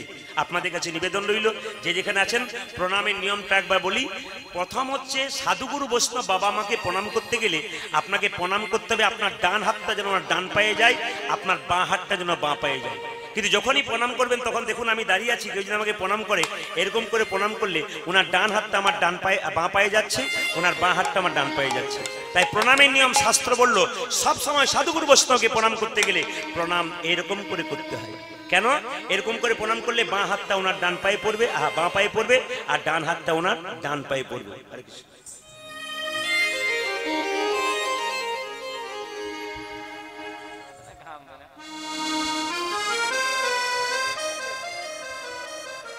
এইভাবে প্রণামের নিয়ম। তারপর প্রণাম করবেন সাষ্টাঙ্গে। সাধুগুরু বৈষ্ণবের নিয়ম হচ্ছে কি, যারা প্রণাম করবেন সাষ্টাঙ্গে, মায়েরা যত লম্বা হয়ে প্রণাম করবেন তত কিন্তু লাভ আছে। মায়েদের লম্বা হয়ে প্রণাম নয়, বাবাদের লম্বা হয়ে প্রণাম। সাষ্টাঙ্গে প্রণাম মানে কি, আপনার 8টা অঙ্গ মাটির সঙ্গে ঠিকবে। প্রশ্ন করবেন 8টা অঙ্গ কি কি? 2টো হাত, 2টো পা 4, 2টো জানু 6, একটি ললাট 7, একটি বক্ষ 8। এই 8টা অংশ কিন্তু মাটির সঙ্গে ঠিকবে সাষ্টাঙ্গে প্রণাম। মায়েরা কিন্তু লম্বা প্রণাম সাষ্টাঙ্গে প্রণাম কোনদিন করতে পারবেন না, ভুল করে করবেন না। কেন বলুন তো? আপনারা প্রণাম করবেন না এই জন্যে, আপনারা কিন্তু সবসময় পঞ্চাঙ্গে প্রণাম করবেন। আপনাদের বক্ষটা যেন মাটিতে না ঠেকে। কেন? ধরা দেবী তার বাম স্তন কর্তন করে ভগবানের সেবা দিয়েছিল, এই জন্য যে স্তন সেবার কাজে লেগেছিল সেই জন্য মাটিতে না ঠেকে, তার জন্য আপনি পঞ্চাঙ্গে প্রণাম করবেন। কিরকম? হাঁটু গেড়ে, 2টো পা মাটিতে ঠিকবে, 2টো হাত মাটিতে ঠিকবে, একটা ললাট মাটিতে ঠিকবে। এটা হচ্ছে 2 নম্বর প্রণাম। আর 3 নম্বর প্রণাম, ধরুন কেউ দূরে আছে, আপনি প্রণাম করতে পারছেন না, তাকে দূর থেকে আপনি এরকম করে নমস্কার করবেন। এটা কিন্তু প্রণাম হয়। এই প্রণাম কে করেছিল? শাস্ত্রের দিকে গেলে দেখতে পাবেন, দক্ষ রাজা যখন রাজসভায় প্রবেশ করেছিল, সবাই তাকে উঠে সম্মান করেছিল, দূর থেকে প্রণাম করেছিল, কিন্তু একজন করে নাই। কে বলুন তো? তার জামাই। কে? বাবা ভোলানাথ। আপনারা বলছেন করেন নাই, অনেকে বলছে করে নাই, শাস্ত্র বলছে করেছে। কেন? বাবা ভোলানাথ এত সুন্দর মানে পরম ভক্ত, তিনি কি করেছিলেন? সবসময় ভগবানের ধ্যানে ব্যস্ত ছিলেন। তিনি 12 জন বৈষ্ণবের মধ্যে প্রধান বৈষ্ণব, ধ্যানে ব্যস্ত ছিলেন। হঠাৎ করে যখন তার শ্বশুর মশাই এসেছিল, মাথাটা নিচু করে এরকম করেছিল, কেউ দেখতে পায় নাই। এরকম করে প্রণাম আপনি করতে পারেন, যদি কাউকে না দেখতে পান, মাথাটা নিচু করে এরকম করে দিলেন, বাস, এটা আপনার প্রণাম হয়। এটা 3 নম্বর প্রণাম। আর 4 নম্বর প্রণাম কোনটা? কেসি পালের ফোল্ডিং ছাতার মতো ফোল্ডিং প্রণাম, যেটার নাম স্ক্রিন টাচ প্রণাম। স্ক্রিন টাচ প্রণাম আপনারা জানেন? বাবারা জানেন না, এরা সব জানে আজকালকার। আমাকে প্রণাম করতে আসে, এইখানে ছুঁই না, মাথাতে ছুঁই, যে যথা পায় আর কি, চুলে ছুঁই, পেটে ছুঁই, পিঠে ছুঁই, ছুলে দিলেই হলো আর কি। মানে এরকম করে, মানে এই যে কি প্রণাম, এটা স্ক্রিন টাচ প্রণাম। যত মোবাইল ঘাটছে তো স্ক্রিন টাচ প্রণাম হয়ে যাচ্ছে। এই প্রণাম আপনারা করবেন না। আগামী বৈশাখ মাসের, আসতে মায়েরা যারা বসে আছেন এতক্ষণ ধরে, বাবারা শুনছেন, আগামী বৈশাখ মাসের 9 তারিখে বলতে পারবেন কি দিন? একজন হাত তুলে বলুন তো কি দিন? বাহ, আমার বাবা বলেছেন, প্রণাম আপনার চরণে। আগামী বৈশাখ মাসের 9 তারিখে হচ্ছে অক্ষয় তৃতীয়া। মায়েদেরকে বলবো যারা কীর্তন শুনতে এসছেন, এই অক্ষয় তৃতীয়ার দিনটাকে পালন করুন। কেন? সত্যযুগের প্রথম দিন অক্ষয় তৃতীয়া, সৃষ্টির দিন। এবং যেদিন দেখবেন ভগীরথ গঙ্গাকে এই মর্তভূমিতে এনেছিল খুব তপস্যা করে, একমাত্র সত্যযুগের দিন, ওই অক্ষয় তৃতীয়ার দিন। এবার হচ্ছে তৃতীয় কি না, আপনার ধান গব জব খান না, জব, এই জবের সৃষ্টি হয়েছে অক্ষয় তৃতীয়ার দিন। আর কি বাবা, যেদিন দ্রৌপদীর বস্ত্রহরণ হয়েছে সেদিন দেখবেন গোবিন্দ দ্রৌপদীকে বস্ত্র দিয়েছিল একমাত্র অক্ষয় তৃতীয়ার দিন। আপনাদের একটা বলে যায়, এই যে বৈশাখ মাস চলছে, এই বৈশাখ মাসে শাস্ত্র বলল, যারা যারা শাস্ত্র পড়েন, শাস্ত্র বলল বৈশাখ মাসে সূর্য ওঠার আগে আপনারা নারী পুরুষ সবাই যদি সকালবেলা স্নান করতে পারেন, গোটা বৈশাখ মাসটা আপনার বাড়িতে একটা বিরাট শান্তি আসে। আমি সেদিন পড়ছিলাম একটা জায়গাতে বৈশাখ মাসের মাহাত্ম্য, তাদের পরিষ্কার করে মহামুনিরা বলেছেন যে পরম ভক্তরা যদি সকালবেলায় ঘুম থেকে উঠে স্নান করতে পারে সূর্য ওঠার আগে, 1 মাস যদি করতে পারে, জলের ধারা তুলসী গাছে দিতে পারে, তার কিন্তু লাভ আছে। তুলসী গাছে জলের ধারা দেবেন এই বৈশাখ মাসে। আর অক্ষয় তৃতীয়ার দিন থেকে আপনারা শুরু করবেন একটা ভালো কাজ। আপনারা প্রত্যেকদিন সকালবেলায় গোটা বৈশাখ মাসটা অক্ষয় তৃতীয়ার দিন থেকে শুরু করবেন। কি করবেন? একটা ঘিয়ের প্রদীপ, ভগবানকে ঘিয়ের প্রদীপ দেবেন ভগবানের ডান দিকে, তেলের প্রদীপ দেবেন ভগবানের বাঁ দিকে। আর প্রদীপ সোজা দেবেন না। আপনারা যে প্রদীপ দিচ্ছেন না মায়েরা, আপনার প্রদীপ সোজা দেবেন না। প্রদীপ সবসময় তেলের প্রদীপ গোবিন্দের বাঁ দিকে আর ঘিয়ের প্রদীপ ডান দিকে। প্রদীপটা কিন্তু নিচে নামাতে হয়, কিন্তু শুধু রাখতে নাই। খুব শাস্ত্রের কথা এগুলো প্রত্যেকটা, যারা জানে না তাদের জেনে যেতে হয়। কিরকম? প্রদীপ কিন্তু কিসে নামাতে নেই, প্রদীপ সানের উপর রাখতে নেই, চালের উপর রাখবেন। আপনি না পারলে গমের উপরে রাখবেন, না পারলে আপনি কিছু ফুল দেবেন, ফুলের উপরে প্রদীপকে নামাবেন। ঘিয়ের প্রদীপ ভগবানের ডান দিকে, তিল বা তেলের প্রদীপ ভগবানের বাঁ দিকে। এবার ভগবানকে দীপ দেখাবেন। আপনারা অক্ষয় তৃতীয়ার দিন থেকে, অক্ষয় তৃতীয়ার দিনে যদি ভালো কাজ করেন সারা জীবন অক্ষয় থেকে যাবে, আর অক্ষয় তৃতীয়ার দিনে খারাপ কাজ করেন ওই কাজটা সারা জীবন অক্ষয় থাকবে। ওই জন্য অক্ষয় তৃতীয়ার দিনটা খুব মানতে হয়। অক্ষয় তৃতীয়ার দিন মহামূল্যবান দিন। ওই জন্য আপনাদের বলে গেলাম যে অক্ষয় তৃতীয়ার দিনটা প্রদীপ পালের কথা মেনে অন্তত সূর্য ওঠার আগে সবাই স্নান করবার চেষ্টা করবেন। বাড়ি বাড়ি মায়েদের একটা কাজ থাকবে, একটা দ্বীপ দেখাবেন, ঘিয়ের প্রদীপ। কিরকম? ভগবানের চরণে 4 বার, নাভিতে 2 বার, মুখমণ্ডলে কবার 3 বার, ভগবানের চরণে কবার 4 বার, নাভিতে কবার 2 বার, মুখমণ্ডলে কবার 3 বার, গোটা শরীরে কবার দেখাবেন 7 বার দেখাবেন, নিচে থেকে উপর পর্যন্ত 7 বার দেখাবেন। ধূপ দেখাবেন কবার 7 বার। আপনারা বৈশাখ মাসে অক্ষয় তৃতীয়ার দিনে যদি এই কাজটা করতে পারেন, ভগবানের কৃপা কিন্তু অক্ষয় থেকে যাবে আপনার উপরে। এই কাজগুলো আপনারা করুন, তুলসী গাছে জল দান করুন, আপনাদের জীবন সুন্দর হয়ে যাবে। তবে তার ফাঁকে আপনারা এতক্ষণ ধরে কীর্তন শুনলেন, আমি খুব খুশি হব। আমি জানি এই আসরে এমন ভক্ত আছে, বয়স্ক বাবারা উত্তর দিতে পারবেন, কম বয়সের ছেলেরা উত্তর দিতে পারবেন। এখানে কম বয়সের ছেলেগুলোকে কীর্তন শুনছে, একটি প্রশ্নের উত্তর আপনাদের কাছে চাই। কি চাই? আপনাদের বলে যাই কি চাই। প্রথম প্রশ্ন এইটাই যে আততায়ীর গুলিতে বহু মহাপুরুষ মারা গেছে, কিন্তু একজন মহাপুরুষ মারা গেল যে কিন্তু আততায়ীর গুলি বুকে পাওয়ার সঙ্গে সঙ্গে রাম নাম উচ্চারণ করেছিল। প্রথম গুলি বুকে পেয়েছে রাম রাম,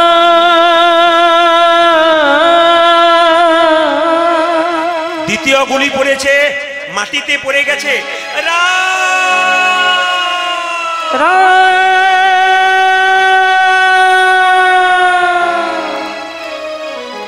এত এত মহাপুরুষ মারা গেল আততায়ীর গুলিতে। আপনারা উত্তর দেবেন। সেই আততায়ীর গুলিতে মারা যাবার পর মহাপুরুষের সমাধিতে রাম নাম লেখা আছে। একজন হাত তুলে বলুন তো, কে 2টো গুলি খেয়ে রাম নাম বলেছেন? বলুন, শুনতে পেয়েছি। কে বলেছেন? দাদা বলেছেন। খুশি? মহাত্মা গান্ধী। দেখবেন তিনি এলাহাবাদ কোর্টের ব্যারিস্টার ছিলেন। আমরা সামান্য কীর্তন করে আমাদের কত অহংকার হয়, একটা চাকরি পেলে কত অহংকার হয়, একটা ব্যবসার টাকা পেলে কত অহংকার হয়। মহাত্মা গান্ধীর কাছে শিখে নিন। কি শিখে নেবেন? এত বড় মহাপুরুষ পৃথিবীতে এত বড় হলো কেন? টাকার উপরে যা ছাপ রইল, অন্য কারো রইল না কেন? কেন রইল আপনার মহাত্মা গান্ধীর ছবি? একটাই কারণে, কি? এলাহাবাদ কোর্টের ব্যারিস্টার ছিলেন, কিন্তু সকালবেলায় স্নান করে ভগবানের মন্দিরে গিয়ে একটা কথা বলতেন, ন ধনং ন জনং ন কবিতা সুন্দরী। হে গোবিন্দ, আমায় ধন দিও না, আমায় সম্পদ দিও না। আমায় যদি সম্পদ দাও তোমায় ভুলে যাব, আর যদি আমায় বিপদ দাও তবে আমি তোমাকে স্মরণ করব। এত বড় মহাত্মা গান্ধী পৃথিবীর মাটিতে এসে প্রত্যেকটি জগৎকে শিক্ষা দিলেন। এইদিকে তাকান, নেতাজি সুভাষচন্দ্র গীতা পড়তেন, ঋষি অরবিন্দ গীতা পড়তেন। লজ্জা আমাদের, আমরা গীতা ছুঁতে পারি না, গীতা পড়তেন। এবং মহাত্মা গান্ধী গীতাকে মা বলতেন। আমার জন্ম দিয়েছে যে একটা মা, আর গীতা একটা মা। মহাত্মা গান্ধী সারা জীবন একটা ধুতি পরলো, একটা ধুতিকে কাঁধে নিয়ে নিল। এই হলো মহাত্মা গান্ধী, যার সমাধিতে রাম নাম লেখা আছে। একটা প্রশ্নের উত্তর আপনাদের কাছে চেয়ে নেব, শেষ প্রশ্ন। কি বলুন তো? দেবকী কৃষ্ণকে জন্ম দিল, যশোদা কৃষ্ণকে জন্ম নিল, কিন্তু তারা কৃষ্ণ কোলে নিয়ে মরতে পারলো না। কিন্তু এমন একটা মেয়ে কৃষ্ণের সঙ্গে শত্রুতা করে গেল, সে কৃষ্ণকে কোলে নিয়ে মরতে পারলো। বলুন তো এই মেয়েটাকে, জোরে বলুন। আপনাদের চরণে কোটি কোটি প্রণাম। এখানে কয়েকজন মা ফার্স্ট ক্লাস বলেছে, আপনারা যারা ভাবতে পারেননি 1 সেকেন্ডের মধ্যে বলে দিয়েছে। পুতনা সারা জীবন কৃষ্ণের সঙ্গে শত্রুতা করলো। কংস রাজার কথা অনুযায়ী স্তনে বিষ মাখিয়ে হাজার হাজার শিশুকে মেরে দিল। বাচ্চাদের দুটো জায়গা খুব নিরাপদ, নিরাপদ খাবার বাচ্চাদের কি, আর নিরাপদ জায়গা বাচ্চাদের কোনটা বলতে পারবেন? নিরাপদ খাবার হলো মায়ের স্তনদুগ্ধ, আর নিরাপদ জায়গা কোনটা বাচ্চাদের? মায়ের কোল। ওই দুটোকেই দূষিত করেছে, মায়ের কোল দূষিত করেছে। কৃষ্ণকে কোলে নিয়ে বিষ খাওয়াবে বলে হাজার হাজার শিশুকে বিষ মাখিয়েছে, স্তনে খাইয়েছে। কিন্তু তার মনের মধ্যে একটা চিন্তা ছিল, কৃষ্ণ কই, কৃষ্ণ কই, আমি কৃষ্ণকে পেলে মারবো, আমার কৃষ্ণ কই, আমার কৃষ্ণ কই। দেবকী যশোদা কৃষ্ণকে জন্ম দিয়ে লালন পালন করেছিল, কিন্তু পুতনা খালি একটা কথাই বলেছিল, কৃষ্ণ কই, কৃষ্ণকে পেলে আমি স্তনে বিষ মিশিয়ে মারবো, কৃষ্ণ কই, কৃষ্ণ কই, কৃষ্ণ কই, আকুল ভাবে চিৎকার করে বলেছিল। কৃষ্ণ মনে মনে ভাবলো, পুতনা তুমি তো আমার আসল মা নও, তুমি তো মায়ের নাটক করতে এসেছো। যখনই পুতনার কোলে কৃষ্ণ চেপেছে, তখন সঙ্গে সঙ্গে কৃষ্ণ চোখ দুটো মুজে দিয়েছে। যারা অভক্ত তারা কি বলছে জানেন? কৃষ্ণ পুতনাকে দেখে ভয় খেয়ে গেল। আপনারা বলুন তো, যিনি জগতের সৃষ্টিকর্তা, এত বড় মালিক, তিনি পুতনাকে দেখে ভয় খায়? তাহলে চোখ দুটো মুজলো কেন? তত্ত্ব আছে। চোখ দুটো মুজলো কেন? তত্ত্ব আছে। প্রাণ গোবিন্দ চোখ মুজে ভাবছে, ওগো পুতনা, তুমি মায়ের নাটক করতে এসেছো, মায়ের অভিনয় করতে এসেছো। তোমাকে কোথায় পাঠাবো, স্বর্গে না নরকে? তবে আমি যে ভগবান, তুমি মা হয়ে এসেছো, স্তনে বিষ মাখিয়ে, তোমার স্তনের বিষ আমি খাবো, কিন্তু তোমাকে স্বর্গে পাঠাবো। যেই না পুতনা স্তনে বিষ মাখিয়ে কৃষ্ণকে খাইয়েছে, অমনি সঙ্গে সঙ্গে কৃষ্ণ জোরে টান মেরেছে। পুতনা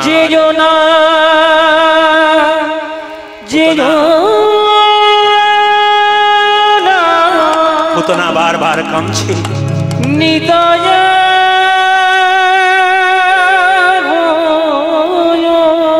কৃষ্ণ পুতনার স্তনে টান দিয়ে যখন পালিয়ে যাচ্ছে, পুতনা গাইছে,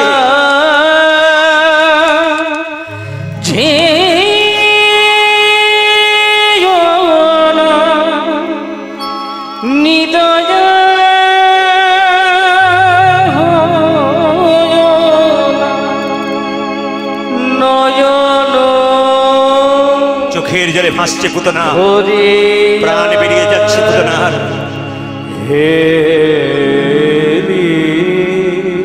পুতনা কাঁদছে হাহাকার করে। খনে দাদা হো রে কৃষ্ণ রে,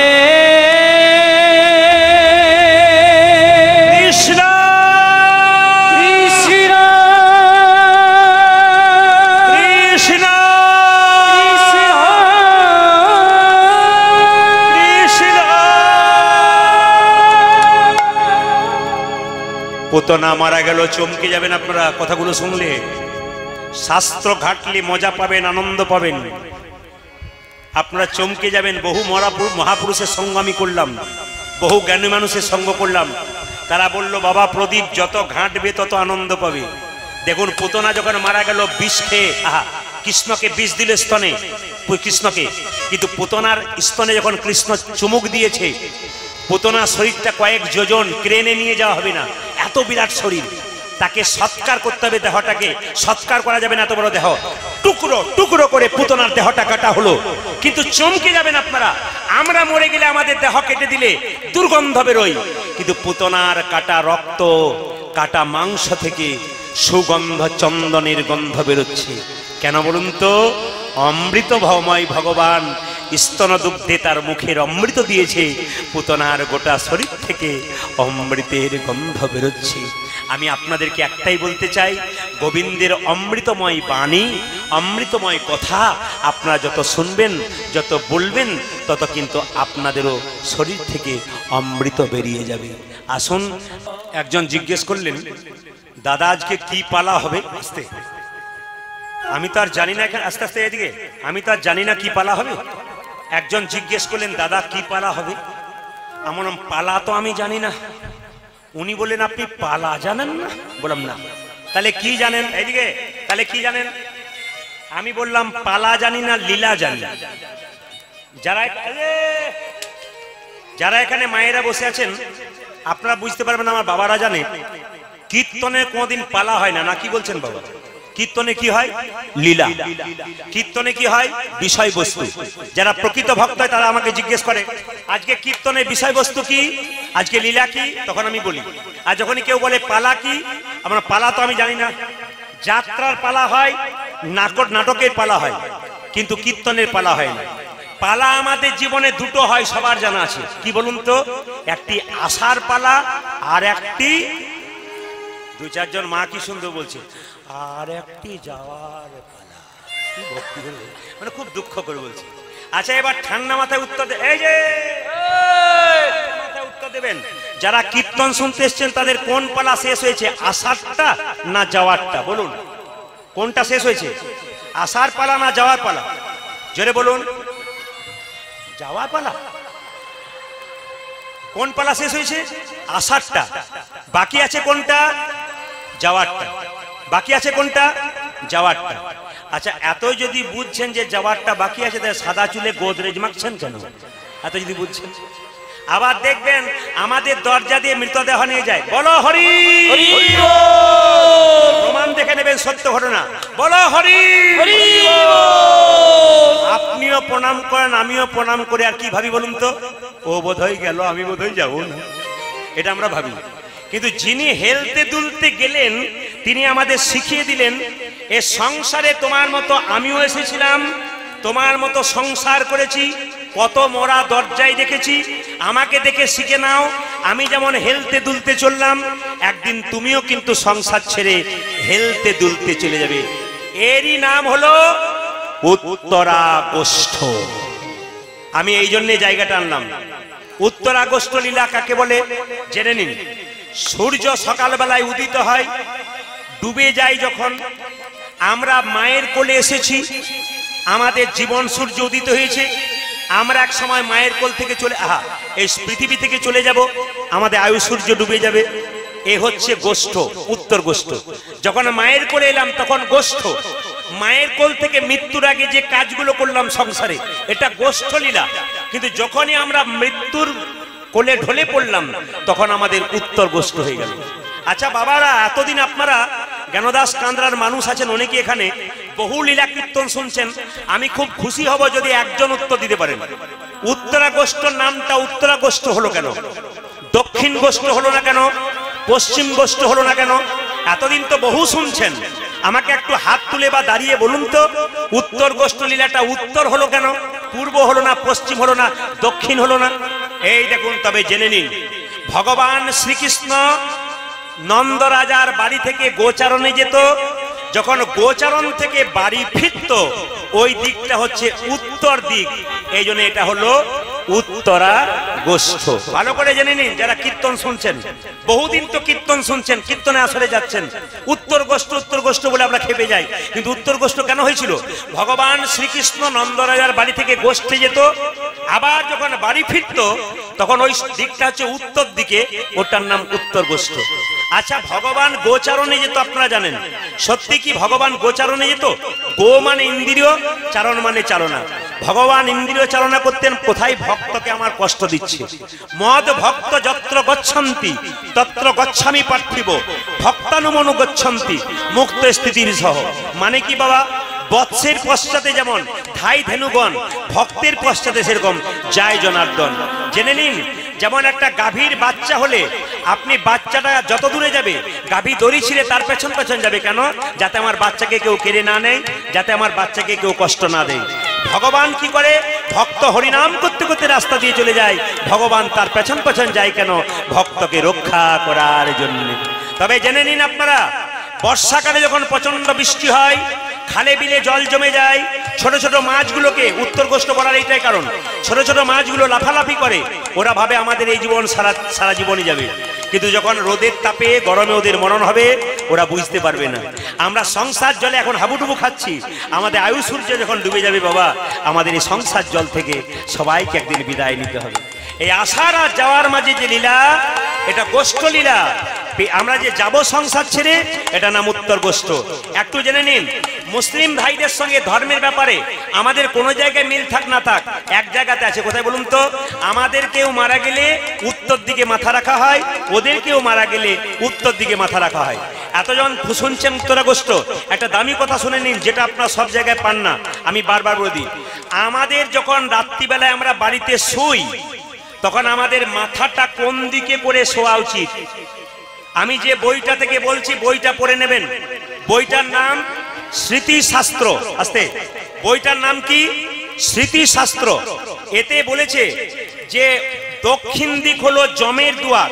এইদিকে দক্ষিণ দিকটা যমের দুয়ার।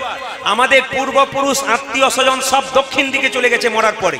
এই জন্য দক্ষিণ দিকে পা করে যদি কেউ শোন বাড়িতে, ভালো করে শুনে নেবেন, দক্ষিণ দিকে পা করে যদি কেউ বাড়িতে শোন, তাহলে আপনার পূর্বপুরুষকে আপনি অপমান করছেন। এই জন্য দক্ষিণ দিকে মাথা করে শুনে পূর্বপুরুষকে আপনি সম্মান দিচ্ছেন। দক্ষিণ দিকে মাথা করে শুনেই উত্তর দিকে পা হবে, তাহলে আপনার কোনো অসুবিধা হবে না। আর একটা দিকে শুতে পারেন আপনি, পূর্ব দিকে মাথা, পশ্চিম দিকে পা। পশ্চিম দিকে মাথা করলে মন চঞ্চল হয়ে যায়, দক্ষিণ দিকে পা করলে তার কৃপা পাওয়া যায় না। এবার বলি, কেউ যদি বাড়িতে মারা যায়, আপনারা কি জানেন তার তো ছবিটা আপনার টাঙান। কোন ছবি টাঙানো উচিত? মরে গেছে সেই ছবিটা, না বেঁচে ছিল সেই ছবিটা? পণ্ডিতরা বলছেন দুটো ছবি রাখতে পারেন, কিন্তু এই ছবিটা বেশি করে রাখবেন। যখন জীবিত অবস্থায় ছিল সেই ছবিটা আপনি দক্ষিণ দেওয়ালে, উত্তর দেওয়ালে দক্ষিণ দিকে মুখ করে টাঙাবেন। কেন দক্ষিণ দিকে? কেন না, দক্ষিণ দিকটা জমের দুয়ার, দক্ষিণ দিকে মুখ করে কিন্তু ছবিটাকে টাঙাতে হয়, যারা আত্মীয় স্বজন চলে গেছে। এইবার বলছে দক্ষিণ দিকে মুখ করে বাড়িতে খেতে নাই। স্মৃতিশাস্ত্র বলছে দক্ষিণ দিকে মুখ করে বাড়িতে খাবার খেতে নেই। আপনি 1 বছর খান, আপনার শরীরে কঠিন রোগ হবে। দক্ষিণ দিকে পেছন করে পায়খানা যেতে নাই, বাথরুম পায়খানা, দেখবেন আপনার বিরাট সংসারে অশান্তি এসে যাবে। কিছু কাজ আছে এই উত্তর গোষ্ঠ লীলাতে শুনতে হয়। তাই আজকে মহাপ্রভুর এই কথাটা আমরা মানবো। 10এ 5 সবে মিলে দাঁড়েতে বসিয়া কীর্তন করহ সবে হাতে তালি দিয়া। আপনাদের পাশে একটা দামি জায়গা আছে, জ্ঞানদাস কাঁদরা পদকর্তা বিখ্যাত, তার চরণে কোটি কোটি প্রণাম জানিয়ে, তার চরণ জল মাথায় নিয়ে, আশীর্বাদ মাথায় নিয়ে আসুন সবাই। হ্যাঁ, এখানে একটা ভালো জায়গা আছে, গোপাল দাসের মন্দির। আমি প্রণাম জানাই প্রভুকে, সবাইকে প্রণাম জানিয়ে আসুন। গোপাল দাসের মন্দিরে প্রণাম জানিয়ে, জ্ঞানদাস কান্দ্রাতে জ্ঞানদাসকে প্রণাম জানিয়ে, সমস্ত সভ্যদের প্রণাম জানিয়ে আজকে মহাপ্রভু বললেন 10এ 5 সবে মিলে দাঁড়েতে বসিয়া কীর্তন করহ সবে হাতে তালি দিয়া। সবাই মিলে একসঙ্গে হাত তুলে কীর্তন করুন একসঙ্গে। হরি হরয়ে নম কৃষ্ণ নম কৃষ্ণ, একসঙ্গে করবেন সবাই। হরি হরয়ে নম কৃষ্ণ যাদবায় নম, হরি হরয়ে নম কৃষ্ণ যাদবায় নম, হরয়ে নম কৃষ্ণ যাদবায় নম, হরে হরি হরয়ে নম কৃষ্ণ যাদবায় নম, হরি হরয়ে নম কৃষ্ণ যাদবায় নম, হরি হরয়ে নম কৃষ্ণ যাদবায় নম, যাদবায় মাধবায় হরি বল। হাই হাই যাদবাই মাধবাই কেশবাই নমঃ। ও যে যাদবাই মাধবাই কেশবাই নমঃ। পূজারি যাদবাই মাধবাই কেশবাই নমঃ। তবে মনে করবেন না, যারা সামনে আছেন তাদের বেশি জ্বালা, যারা অন্ধকারে আছে তারা ভাবছে দেখতে পাচ্ছে না, না দিলেও হবে আর কি। কিন্তু জেনে নিন, অন্ধকারে থাকুন আর আলাদা থাকুন, হ্যাঁ, আপনার যখন দোকানে যাবেন তখন লেখা থাকেন আপনি সিসিটিভি ক্যামেরার আওতায় আছেন, চুরি করলেই ধরা পড়বেন। তা অন্ধকারে দিচ্ছেন কি না দিচ্ছেন প্রদীপ পাল দেখতে পাচ্ছে না, ভগবান সিসিটিভি ক্যামেরাতে চিত্রগুপ্তকে বলছে ভালো করে লিখে নাও কে কে দিচ্ছে কে কে দিচ্ছে না। চিত্রগুপ্ত মানে কি? Secret photographer. সিক্রেট ফটোগ্রাফার, গোপনে ছবি তুলছে, আপনি দিচ্ছেন কিনা। হাত তুলুন, একবারে জোরে জোরে দেবেন। হরি হরায় নম কৃষ্ণ যাদবায় নমঃ। হরি হরয়ে নমঃ কৃষ্ণ যাদবায় নমঃ। হরি হরায় নম কৃষ্ণ যাদবায় আজ নমঃ। হরি হরয়ে নমঃ কৃষ্ণ যাদবায় নমঃ। যাদবায় মাধবায় কেশবায় নমঃ। ও যাদবাই মাধবাই কেশবাই নমঃ। যাদবায় মাধবায় কেশবায় নমঃ। হাই হাই যাদবাই মাধবাই কেশবায় নমঃ। গোপাল গোবিন্দ নাম মধুসূদন। পূজারি গোপাল গোবিন্দ রাম শ্রী মধুসূদন। গোপাল গোবিন্দ রাম শ্রী মধুসূদন। ওই গোপাল গোবিন্দ নাম শ্রী মধুসূদন। গিরিধারী গোপীনাথ মদন মোহ। ওগো গিরিধারী গোপীনাথ মদন মোহন। সবাই তালি দিচ্ছেন, দু চারজনকে দেখে মনে হচ্ছে দু চার দিন খায় নাই বোধ হয়। গিরিধারী গোপীনাথ মদন, কি আস্তে আস্তে। আরে বাবা পাওয়ার কই? কালকে তো আমি সিউড়িতে ছিলাম, আজকে আবার কিন্নাহারে এলাম। কালকে আসলে বলে এলাম যে বীরভূমে আমি গান কম করি, তার মধ্যে বীরভূমে ছিলাম কালকে কোথায়? ভগবান বাটি সিউড়ি। আজকে এলাম কোথায়? কিন্নাহার। কালকে চলে যাবো হুগলি চন্দননগর। তাহলে প্রত্যেকটি জেলায় জেলায় গান। আপনাদের কাছে নিবেদন রইল, কালকে ছিল ভগবান বাটি, তো কালকে প্রচুর ভক্তের সমাগম, ওরা খুব জোরে। হ্যাঁ, এটা হচ্ছে দধিয়া, এটা হচ্ছে দধিয়া। তো আসুন, এই দধিয়াতে আমরা কীর্তন করতে এলাম। তা আপনারা সবাই একবার এক কাজ করবেন, বলছে হাত তালি দিয়ে মহাপ্রভুকে সম্বোধন জানা। হাত ওঠান। হরি হরায় নম কৃষ্ণ যাদবায় নমঃ। হরি হরয়ে নমঃ কৃষ্ণ যাদবায় নমঃ। হরায় নম কৃষ্ণ যাদবায় নমঃ। আজ হরি হরয়ে নমঃ কৃষ্ণ যাদবায় নমঃ। যাদবায় মাধবায় কেশবায় নমঃ। ওই যাদবাই মাধবাই কেশবাই নমঃ। যাদবায় মাধবায় কেশবায় নমঃ। ও শ্রী যাদবাই মাধবাই কেশবায় নমঃ। গোপাল গোবিন্দ রাম শ্রী মধুসূদন। পূজারি গোপাল গোবিন্দ রাম শ্রী মধুসূদন। গোপাল গোবিন্দ রাম শ্রী মধুসূদন। গোপাল গোবিন্দ নাম শ্রী মধুসূদন। গিরিধারী গোপীনাথ ওগো গিরিধারী গোপীনাথ মদন মোহন। গিরিধারী গোপীনাথ মদন মোহন। পূজারি গিরিধারী গোপীনাথ মদন মোহন। সবাই দিচ্ছে, দু চারজন বাকি আছে। তারা ভাবছে যারা আগে দিচ্ছে তাদের কি হয় দেখি, তারপর দেবো। যখন দেখতে যাবে তখন ট্রেন ফেল হয়ে যাবে। তবে একটা কথা আপনাদের বলে যায় মায়েরা, চলতে আস্তে অভ্যাস ভালো করুন, জীবন সুন্দর হবে। মহাপ্রভুর কথা কি? চলতে চলতে চলা, গাইতে গাইতে গলা, আর বলতে বলতে, জোরে বলুন, চলতে চলতে, হ্যাঁ, গাইতে গাইতে আর বলতে বলতে। দেখবেন যে হরিনাম শোনে, আমি তো অনেক জায়গায় প্রচুর ফোন আমার হয়, প্রত্যেকদিন 300-350 ফোন আসে প্রত্যেকদিন। তো প্রায় মেয়েরা ফোন করে বলে, প্রদীপ বাবু এই দিন নাই রাত নাই রান্না করতে করতে আপনারটাই চলছে, আমাকে বলে। তো বলছে ঘুমে, দেখবেন যে হরিনাম শোনে হরিনাম করে, সে দেখবেন রাত্রিবেলা ঘুমে ঘুরে হরিনাম করছে, কেন? ভালো কাজ করছে। আর যে দেখবেন সারাদিন ঝগড়া করে বেড়ায়, ও দেখবেন ঘুমের ঘরেও কারোর সঙ্গে ঝগড়া করে বেড়াচ্ছে।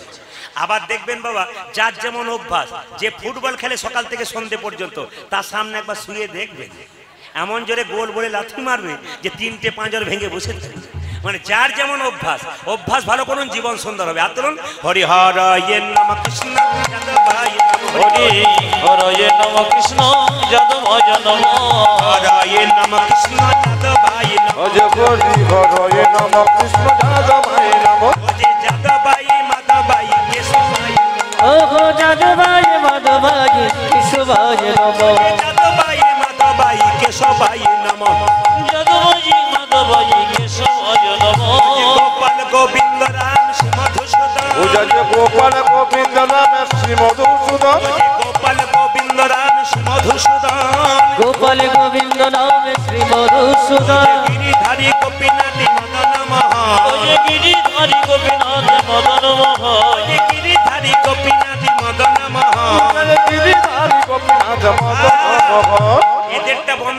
আপনাদেরটা নেব বলে মহাপ্রভুর কথা 10-5 সবে মিললে দাঁড়িতে বসিয়া কীর্তন করা হয়, সবে হাতে তালি দিয়া।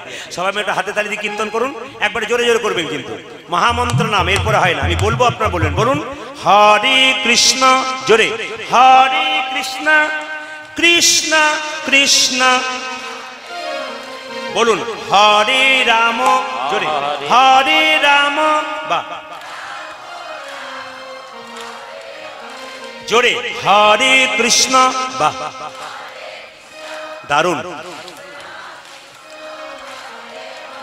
বলে হরি, বাহ বাহ, আরো জোরে হরে কৃষ্ণ, জোরে বাহ, আরো জোরে বাহ, হ্যাঁ দেখবেন, কিছু মনে করবেন না, আস্তে কিছু মনে করবেন না। সকালবেলায় রাস্তা দিয়ে যাবেন, দাদা কি করছেন, আর বলবেন না মর্নিং ওয়াক করছি, যত খেয়েছে ঝাড়াবার জন্য করছি। কিন্তু হরি নামে দেখবেন মহাপ্রভু কীর্তন যারা করে হরে কৃষ্ণ, একবার কি বলে খুব সুন্দর নৃত্য করে। আপনার যত জোরে বলবেন শ্বাসের কাজ হবে, আপনারা চিৎকার করে বলবেন দেখবেন হরি নামে কাজ হবে। হরিনাম করে নাচুন, আপনার লাভ আছে, এই জন্য জোরে বলবেন। আমি আজকে আপনাদের এটাই বলতে চাই যে আপনারা তো বীরভূমের মানুষ, আমি তো বীরভূমের মানুষ, আমাকে অনেকে বলবে না বর্ধমান, এটা বর্ধমান, আমার তো ভুল হয়ে গেছে, বেশ ঠিক আছে বীরভূমের মানুষ, বীরভূম বর্ধমান লাগালাগি তো, প্রায় লাগালাগি, বেশ মানে কাছাকাছি হচ্ছে। আমাকে অনেকে বলবে যে আপনি তো সব জেলায় গান করাচ্ছেন, হাততালি দেওয়াচ্ছেন, আপনার জেলার কাছাকাছি মানুষগুলো হরে কৃষ্ণ এত আস্তে বলছে কেন, জোরে বলছে না কেন, একটু জোরে বলুন একবার শেষবার মতো, হরে কৃষ্ণ, জোরে হরে কৃষ্ণ, বাহ কৃষ্ণ কৃষ্ণ, বাহ বলে হরি, সুন্দর, আরেকবার হরে কৃষ্ণ, সুন্দর, হরে বাহ বাহ বাহ,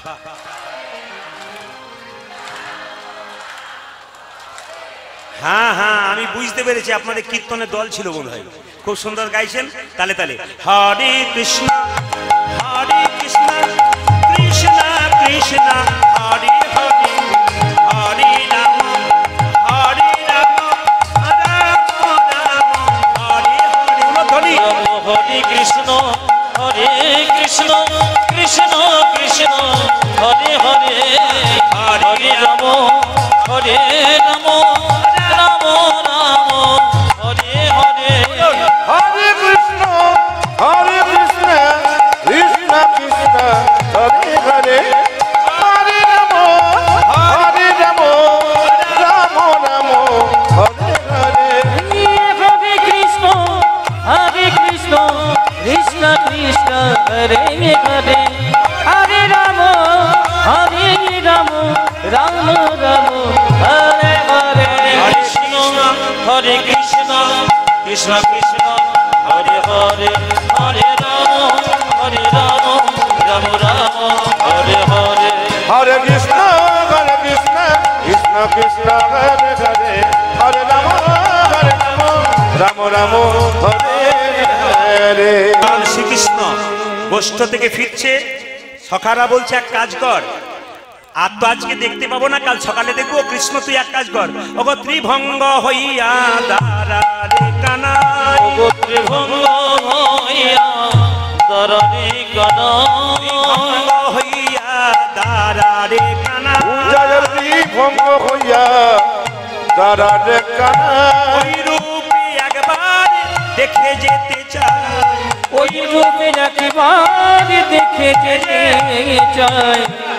তখন কীর্তন শুনছেন, ভক্তদের কেমন আশা দেখুন, কৃষ্ণ ফিরল গোষ্ঠ থেকে, তখন ফেরার সঙ্গে সঙ্গে ভক্তরা বলছে, শ্রীরাম বলছে তুই তো মায়ের কোলে চলে যাবি, আজ আর দেখতে পাবো না, সকালে দেখতে পাবো, যখন বনে ছিলাম যা দেখলাম তা একবার দেখে বাড়ি যাবো, বলে কি দেখবি, ত্রিভঙ্গ হইয়া দাঁড়া রে কানাই, ত্রিভঙ্গ হইয়া দরণি কানাই, ওই রূপে একবার দেখে যেতে চাই, ত্রিভঙ্গ হইয়া দাঁড়া রে কানাই, ওই রূপ একবার দেখে যেতে চাই। দাঁড়া ভাই দাঁড়া ভাই, একবার দর ভাই দর ভাই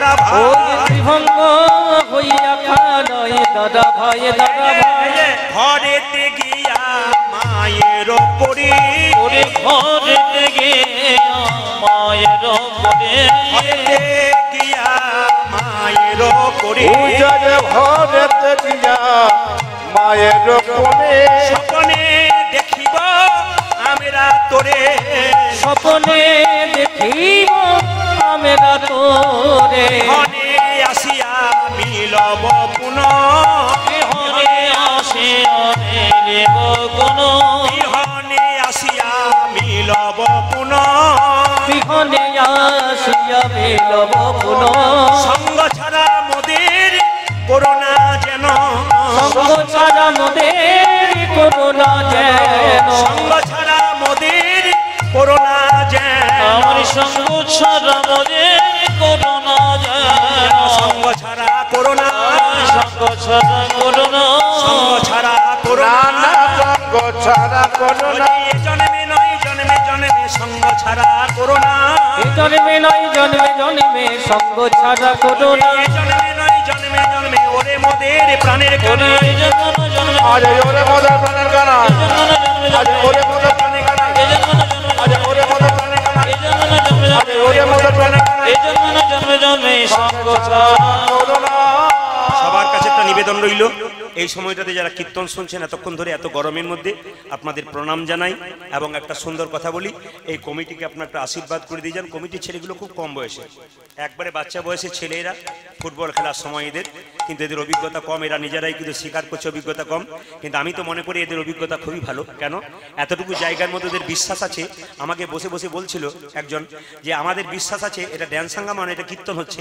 এখানে আমরা জানি যতই ভিড় হোক না কেন তবু মানুষ চাপাচাপি করে বসলেও কিন্তু এখানে কীর্তন শুনবে তবে একটা জিনিস আপনাদের ভালো দেখলাম অপরাধ নেবেন না সেটা কি বলুন তো মায়েরা আপনাদের একটা ভালো জিনিস দেখলাম অনেকে কিন্তু কীর্তন শুনতে শুনতে পান চিবোচ্ছে এ খুব ভালো লাগছে আপনাদের তবে পান চিবোনোর কথা যখন হলো তখন আস্তে আমাকে এখন পয়সা কেউ দেবেন না একটু পরে দেবেন একটু বলে নিই অনেকে কিন্তু পান চিবোচ্ছে আস্তে হ্যাঁ দিয়ে চলে যান আপনি দিয়ে চলে যান আর কেউ আসবেন না আচ্ছা আচ্ছা বাবা কিছু মনে করবেন না যারা পান খাচ্ছেন পান কিন্তু নেশার জিনিস নয় মহাপ্রভু সন্ন্যাসের আগে পর্যন্ত পান খেয়েছিল খুব খুব মন দিয়ে শুনে নেবেন মহাপ্রভু সন্ন্যাসের আগে পর্যন্ত পান খেয়েছিল আসলে পান গাছের জন্ম শুনলে চমকে যাবেন যখন সমুদ্র থেকে অমৃত উঠেছিল তখন অমৃতের ভাণ্ড নিয়ে দেবতা এবং অসুরদের মধ্যে মারামারি হয়েছিল বয়স্ক বাবারা শুনে নিন দেবতা এবং অসুরদের মধ্যে মারামারি হয়েছিল এক ফোঁটা অমৃতর ভাণ্ড মাটিতে পড়েছিল তার থেকে পান গাছের জন্ম হয়েছিল এই জন্য পানের সঙ্গে যদি মশলা খান পানের সঙ্গে যদি দোক্তা জর্দা মশলা খান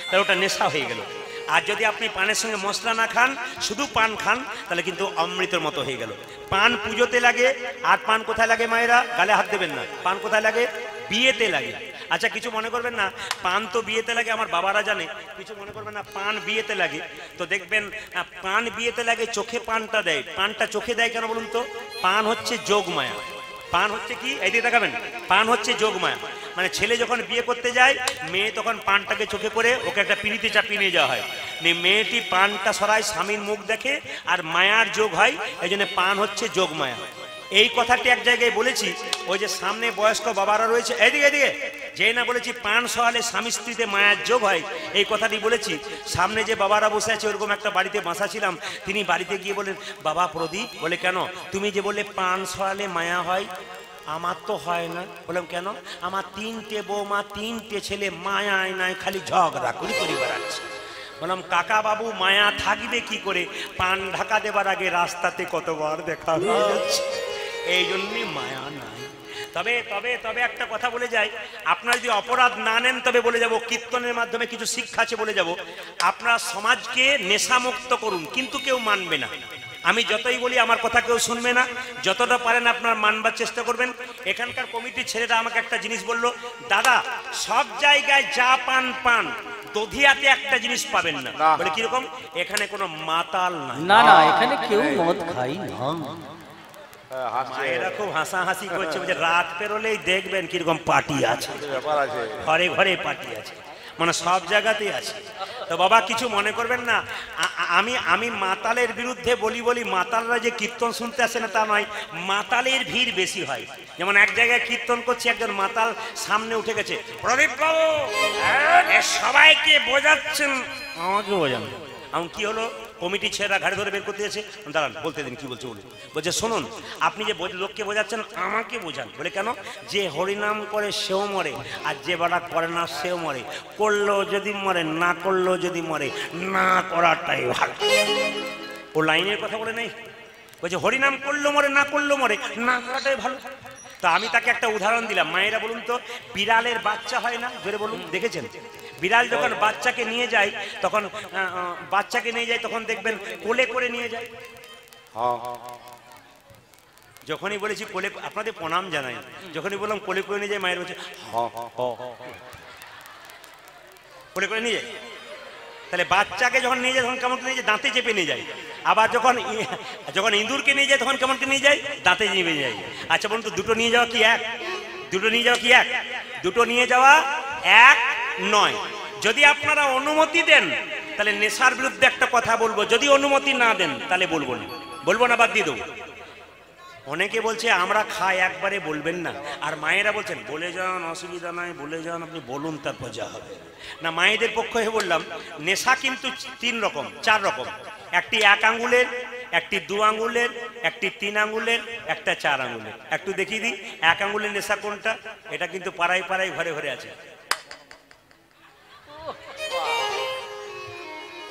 আপনাদের এখানে নাই।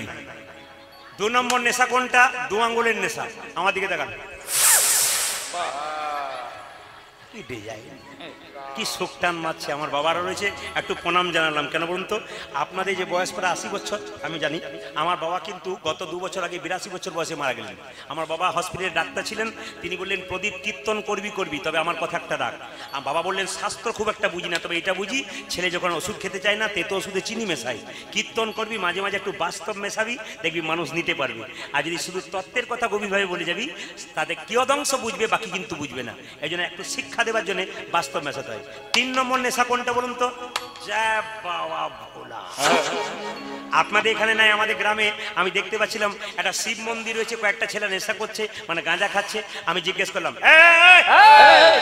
গাঁজা খাচ্ছিস কেন? সে আবার বলে আমাকে অন্ধকার থেকে, মানে চিনতে জানা পারি, জ্ঞান দেবেন না, বাবা খেয়েছিল। বাবা তো বিষ খেয়েছিল, তোরা বিষ খা। বাবা বিষ খায়, বাবা বিষ খায়। নীলকণ্ঠ এখানে ধরেছিল, বিষ তো বিষ খা, তখন চুপ করে গেছে। এটা। আর 4 নম্বর নেশা কোনটা বলুন তো? দরজা খোলো, এটা 4 নম্বর নেশা। তবে যদি কেউ মদ খায় তার 3টে উপকার হয়, ভালো করে জেনে নিন। 3টে। আমি কিন্তু যেগুলো শুনেছি, এই কথাগুলো কিন্তু আমার বানানো নয়, এগুলো বিখ্যাত ভাগবত পাঠকের কথা। আমি আপনার ঠিকানা দিয়ে দিচ্ছি, আস্থা চ্যানেল, সংস্কার চ্যানেল খুলবেন, দেখবেন দেবকী নন্দন ঠাকুর, এত বড় বড় চুল আছে। দেখবেন আপনারা মুরারি বাপু, প্রায় 85 থেকে 90 বছর বয়স। দেখবেন রাম কথা বলে, ভাগবত কথা বলে, তার ফাঁকে ফাঁকে জীবকে শিক্ষা দেওয়ার জন্য দারুণ তেজালো কথা বলে। সেগুলো আমরা সংগ্রহ করে আপনাদের সামনে বলি। এটা আমার কোনো মনগড়া কথা নয়, কারণ আমার সে শিক্ষা আমার নাই। একটু শুনে নিন। এই দিয়ে দেখান, মদ খেলে 3টে উপকার হয়। যারা খায় তারা বলছে যাক, বলুন। প্রথম উপকারটা কি? যে মদ খায় দেখবেন তার কি হয় বলুন তো? যে মদ খায় তার বাড়িতে চোর ঢোকে না, এক উপকার। 2 নম্বর, যে মদ খায় তাকে কুকুরে কামড়ায় না।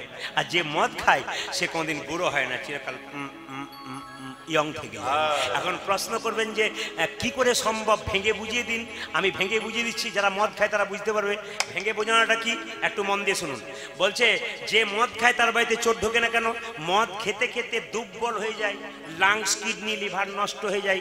তখন দেখবেন এমন কাশি শুরু হয়, সন্ধ্যা পাখি আমার দলে আছে আর কি, এমন কাশি শুরু হয় সকাল পর্যন্ত একই রকম কাশে, মদ খায়। তখন চোর ঢুকতে গিয়ে ভাবে বেটা কাশছে রে, আবার দরকার। আর কুকুরে কামড়ায় না কেন? এই দিয়ে তাকান, যখন দুর্বল হয়ে যায় মদ খেতে খেতে, তখন তার হাতে কি থাকে?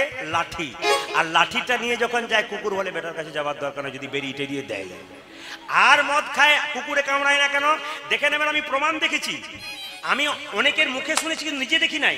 আমি পয়লা বৈশাখ ছুটির দিন ছিলাম, আমি এখন দুবরাজপুরে থাকি। তো আমার মেয়েকে নিয়ে আমি একটু বাজারে যাচ্ছিলাম, তো হঠাৎ করে মেয়ে বলছে বাবা, বলে কি? ও কে? দেখছি নর্দমার পাশে একজন মুখ থুবড়ে পড়ে আছে। তখন ওকে বললাম, ওরে আমার কথা সত্যি হলো, আমি ওইটাই দেখি যে মদ খেলে নর্দমাতে বসে দেখি নর্দমাতে ও শুয়ে আছে, কুকুরও শুয়ে আছে। ওকে কামড়াচ্ছে না কেন? কুকুর ভাবছে আমার প্রতিবেশী বটে, কামড়ানোর দরকার। যারা মদ খেয়ে ওখানে শুয়ে থাকে তারা কুকুরে। আর হ্যাঁ, বুড়ো হয় না কেন? বুড়ো হবার চান্স পায় না কেন বলুন তো? বুড়ো হবার আগে বলো হরি বল। আর খাবেন? কোন কোন পার্টি আছেন আর খাবেন? বলে যতই বলুন, রাত পেরোলেই চালু করে দেবো, অসুবিধা নেই। যারা খাই বাবা তারা খাবে। ভগবান শ্রীকৃষ্ণ যখন ফিরে আসছে, ব্রজগোপীরা বলছে দেখো দেখো, ওগো দূরেতে আও তো না গররা, ওগো দূরেতে আও তো না গররা, দূরেতে আও তো না গররা, আহা দূরেতে আও তো না গররা। মায়েদেরকে মাথায় কাপড় নিতে বললাম কেন? ভগবান শ্রীকৃষ্ণ ফিরছে গোষ্ঠ থেকে। বাবারা যারা বসে আছেন, ভাইরা যারা বসে আছেন, আপনাদের রুমাল তোয়ালে থাকলে আপনার একটু মাথায় নিন, রুমাল তোয়ালে থাকলে মাথায় নিন। সবাই একবার করজোরে বসুন। ভগবান ফেরার সময় বসতে হয়, এটা হচ্ছে কীর্তন শোনার আসল জায়গা। এটা খুব খুশি হলাম আপনাদের দধিয়াতে এসে। হ্যাঁ দেখুন, বয়স্ক বাবাদের দিকে তাকান, কি সুন্দর মাথায় নিয়ে নিয়েছে। দাদা ভাইরা যাদের আছে, মায়ের একটু মাথায় কাপড় নিন, প্রেম সে করজোরে বসুন। ভগবান ফিরে আসছে। ব্রজগোপীরা বলছে দূরেতে আও তো না গররা, দূরেতে আও না গররা, শ্যামনগর আসিছে, শ্যামনগরে আসিছে, শ্যামনগর আসিছে, শ্যামনগরে আসিছে, শাসনে শ্যামনগর, শ্যামনগর আসিছে, মানে শ্যামনগরে আসিছে। যুবতী অমতি উন্নত আমার চায়, যুবতী অমতি উন্নত চায়, যুবতী অমতি উন্নত চায়। যুবতী যুবতী উন্নত চায়। আপনার প্রাণের মানুষ যদি সারাদিন না আসে, সন্ধ্যাবেলায় আসে, আপনি এরকম করে তাকিয়ে দেখেন আসছেন কিনা।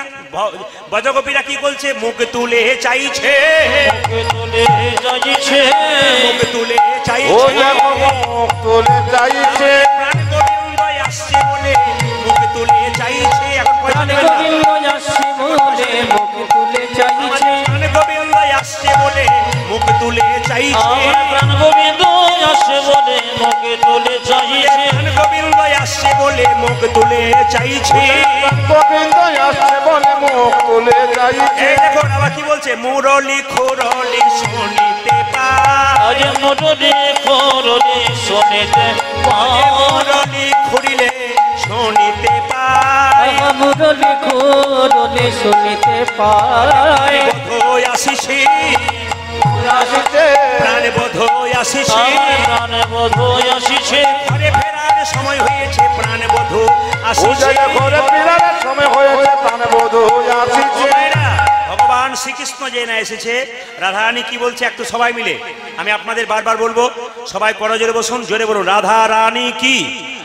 একটু সবাই জোরে জোরে রাধা রানী কি। বাঁদিকে সবাই শ্যাম সুন্দর কি, মদন মোহন কি। রাধারানী কেঁদে কেঁদে বলছে বধূ, বলে কি? ওই না বেশে এসো।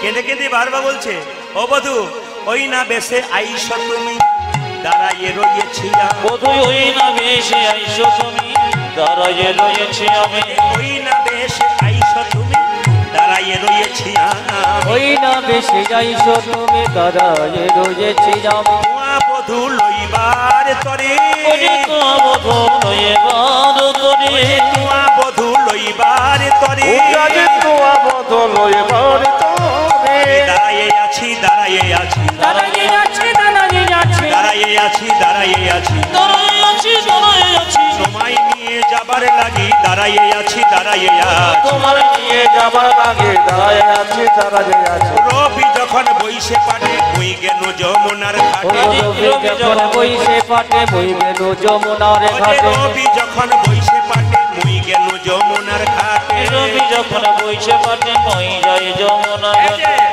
আমি জল ফেলি আর জল ভরি গো, জল ফেলে আর জলে ভরি গো, জল ফেলি আর জল ভরি ওই গো, আমি জল ফেলে যারা জল তোমার বদন দেখবার আসে জল ফেলি আর জল ভরি গো। বধু তোমার বদনে দেখবে লাগে, জল ফেলে যাই জল ভরে, মাথায় কাপড় ছাড়বেন না, মাথায় কাপড় ছাড়বেন না। কি সুন্দর বলছে দেখুন, কি বলছে? বজে রবা লোক যত সবে চলিয়া অত ও গো ব্রজের বালক যত সবে চলে আবত ব্রজের বালক যত সবে চলিয়া অত আজ ব্রজের বালক যত সবে চলে যাও তো আজ তুমি সবার পিছে কেন আজ তুমি সবার পেয়েছে কেন আজ তুমি সবার পিছে কেন আজ তুমি সবার পিছে কেন? তোমায় একা ফেলে এসেছে নাকি একা ফেলে এসেছে নাকি একা ফেলে এসেছে নাকি তো একা ফেলে এসেছ না ব্রজের বালক যত একা ফেলে এসেছে ওই ব্রজের বালক যত একা ফেলে এসেছে আমারও মন্দিরে গিয়া কর্পূর তাম্বুল খাইয়া কোথায় আমার মন্দিরে গিয়া করবো তাম্বুল ওই আমারও মন্দিরে গিয়া কর্পূর তাম্বুল ও খাইয়া গো আমার মন্দিরে যাইয়া কর্পূর তাম্বুল খাইয়া আলিশ রহস্যে থাকিয়া আমি সকল বস ছাড়িও আলিশ রহস্যে থাকিয়া ও আলিশ করহ ত্যাগিয়া আমারও মন্দির মাঝে বিচিত্র পালঙ্ক উজানে আমার মন্দির মাঝে বিচিত্র পালঙ্ক যে আমারও মন্দির মাঝে বিচিত্র পালঙ্ক আজি আমার মন্দির মাঝে বিচিত্র পালন হইয়াছে আশেপাশে রসের বালি ও বধু আশেপাশে রসের বালি আশেপাশে রসের বালি উজানে পাশে রসের বালি তাহাতে শুতিবে তুমি চরণ চাপিব বধু তাহাতে শুতিবে তুমি চরণে চাপিব আমি তাহাতে শুতিবে তুমি চরণ চাপিব ও গো তাহাতে শুতিবে তুমি চরণ চাপিব দূরে যাবে বনের রয়ালি বধু দূরে যাবে মনে রয়ালে দূরে যাবে বনের রয়ালি উজানে দূরে যাবে বনের জালি আজি আমি যাই ঘরে মায়ে যে আরতি ও করে গো জানি আমি যাই ঘরে মাঝে যে জারতি করে আজি আমি যাই ঘরে মায়ে যে আরতি করে আজ আমি যাই ঘরে মাঝে জারতি করে সখাগণ করল কয়া ও বধু সখা গণ করল পয়া কহে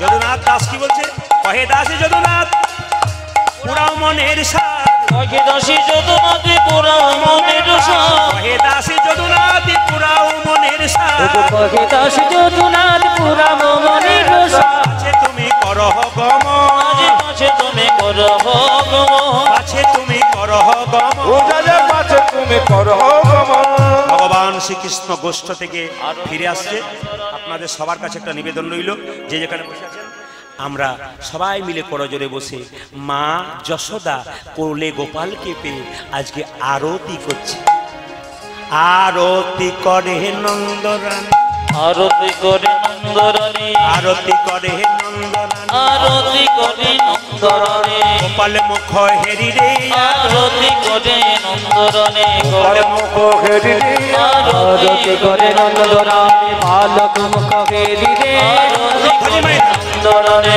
বালক মুখ ফেরি রে আরতি করে নন্দরানী ওই ব্রহ্মা ফল গীত পদি আরতি করে নন্দরানী ব্রহ্মা ফল গীত পদি আরতি করে নন্দরানী ব্রহ্মা ফল গীত পদি কপুর চিতালি রে আরতি করে নন্দরানী গোপাল মুখ ফেরি রে আরতি করে নন্দরানী উলুধ্বনি দেয় রসদা মহা উলুধ্বনি দেয় রমণী গণ উলুধ্বনি দেয় রমণী গণ শিশুগণ করো তালি রে আরতি করে নন্দরানী বালক মুখ ফেরি রে আরতি করে নন্দরানী গোপাল মঙ্গল পুষে নন্দ ঘোষে জগদানন্দ গাই রে আরতি করে নন্দরানী